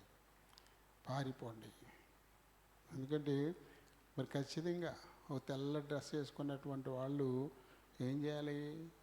ఒక గుంపు ఉన్నప్పుడు ఆ గుంపుకు దూరంగానే ఉండాలి. ఆ గుంపు మధ్యలోకి వెళ్ళిపోతే ఒంటి నిండా మచ్చలే, ఇంటికి వచ్చేసరికి ఏమైపోద్ది చొక్క మనం చూసుకోవడానికే మనకే చిరాకెత్తిపోద్ది, అలా చేస్తారు. అందుకని ఏం చేయాలి? తెల్లటి బట్టలు వేసుకున్నారు అంటే వాళ్ళు జనాల గుంపుల్లో దూరకూడదు. చుట్టుపక్కల బయట అంటి ముట్టుకుండా అలా ఎడమెడంగా ఉండాలి. అప్పుడు మట్టుకే అవి తెల్లగా అలా ఉండిపోతాయి, లేకపోతే మురికి అయిపోతాయి. అలాగే ప్రభు బలలో పాలు పొందేటువంటి వారు ఎలాంటి వాళ్ళు? తెల్లని వస్త్రము లాంటి పరిశుద్ధులు. వాళ్ళు అపవిత్రులతో కలిసిపోతే ఏమైపోతారు? మసలైపోతాయి, ఆ పరిశుద్ధత అంతా పాడైపోతుంది. కాబట్టి అప్పుడు అందులో పాలు పొందే అర్హత మనకి ఉండదు. అందుకని ఏం చేయాలి? పోండి, దూరంగా పారిపోండి. అపవిత్రమైన దాన్ని ఏది కూడా అస్సలు ముట్టొద్దు, దాని దరిదాపుల్లో కూడా మీరు అస్సలు ఉండొద్దు అనేటువంటి హెచ్చరికలు మనకి అక్కడ కనబడుతూ ఉన్నాయి. ఎందుకంటే ప్రభు మాలో నివసిస్తున్నాడు, నాలో ఉన్నాడు అనేటువంటి నమ్మకం ఎవరికి ఉంటుందో వారు మట్టికే వాళ్ళలో పాలు పొందే అర్హులు. అలాంటి వాళ్ళు ఒకవేళ ఎక్కడైనా తేడా పడిందా, ఎక్కడైనా రాజీ పడిపోయామా? ఇందాక మనం చెప్పుకున్నది అతిక్రమం. దేవుడు ఏది వద్దన్నాడో అది తెలిసి కూడా అది కనుక మనం చేసేసామా అంటే దాన్ని అతిక్రమం అంటాం. అలాంటి అతిక్రమం ఏదైనా జరుగుంటే ఏం చేయాలా? ఒప్పుకోవాలా, ప్రభు దగ్గర ఒప్పుకోవాలా. ఒప్పుకొని ఇంకెప్పుడు ఇలాంటిది నేను చేయను, నేను చేయనుగాక చేయను అని చెప్పేసి ఇక దాన్ని వదిలేసేయాలి. అప్పుడు మాత్రమే ఆయన దేహంలో రక్తంలో పాలు పంపులు పొందితే అది మనకి మేలుకరం అవుతుంది. లేకపోతే అయోగ్యులుగా మనం పాలు పొందుతాం. అయోగ్యులుగా పాలు పొందడాన్ని బట్టి మీలో అనేకులు రోగులు బలహీనులు అవుతున్నారు. కొరింథీయులకు రాసిన మొదటి పత్రికలోని 11వ అధ్యాయంలోని 23 నుంచి మనం చదువుకుంటే 28 ప్రాంతంలో ఈ మాట మరి పౌలు గారు చెప్తా ఉన్నాడు. అదే ప్రభు మాటను బట్టి చెప్తా ఉన్నాడు కదా. మిమ్మల్ని మీరు పరీక్షించుకోండి, తగిన యోగ్యతతో పాలు పొందండి. అయోగ్యులుగా ఇది ఒక ప్రభు దేహమని వివేచించకుండా, ఇది ప్రభు రక్తమని వివేచించకుండా త్వరపడి అందులో చేయబడితే, అయోగ్యులుగా చేతులు పెడితే ఇందును బట్టి మీలో అనేకులు రోగులు అవుతున్నారు, చాలామంది బలహీనలు అవుతున్నారు, చాలామంది చనిపోతూ ఉన్నారు. కాబట్టి మిమ్మల్ని మీరే పరీక్షించుకుంటే శిక్షావిధికి లోను కారు అంటూ అక్కడ పౌలు గారు ఒక హెచ్చరిక మనకి ఇస్తూ ఉన్నాడు కదా. కాబట్టి ఇప్పుడు ప్రభు బలలో పాలు పొందడానికి సిద్ధపడుతున్నాం. కాబట్టి గత వారంలో పాలు పొందితే ఈ వారంలో పాలు పొందడానికి సర్టిఫికెట్ ఏం కాదు. ఈ 7 దినాల్లో మనం ఎక్కడైనా తప్పు ఉండొచ్చు, 7 దినాలు ఎక్కడైనా మన అడుగులు జారి ఉండొచ్చు, కానీ దాని కొరకు మన చేతులు పోయి ఉండొచ్చు. కాబట్టి ఆయా విషయాల్లో ప్రభు దగ్గర ఏం చేయాలి? ఇప్పుడు ఒప్పుకోవాలా, కనికరించమని అడగాలి. అప్పుడు మాత్రమే అది మనకి మేలుకరం అవుతుంది. దేవుడి మాటల్ని దీవించునుగాక.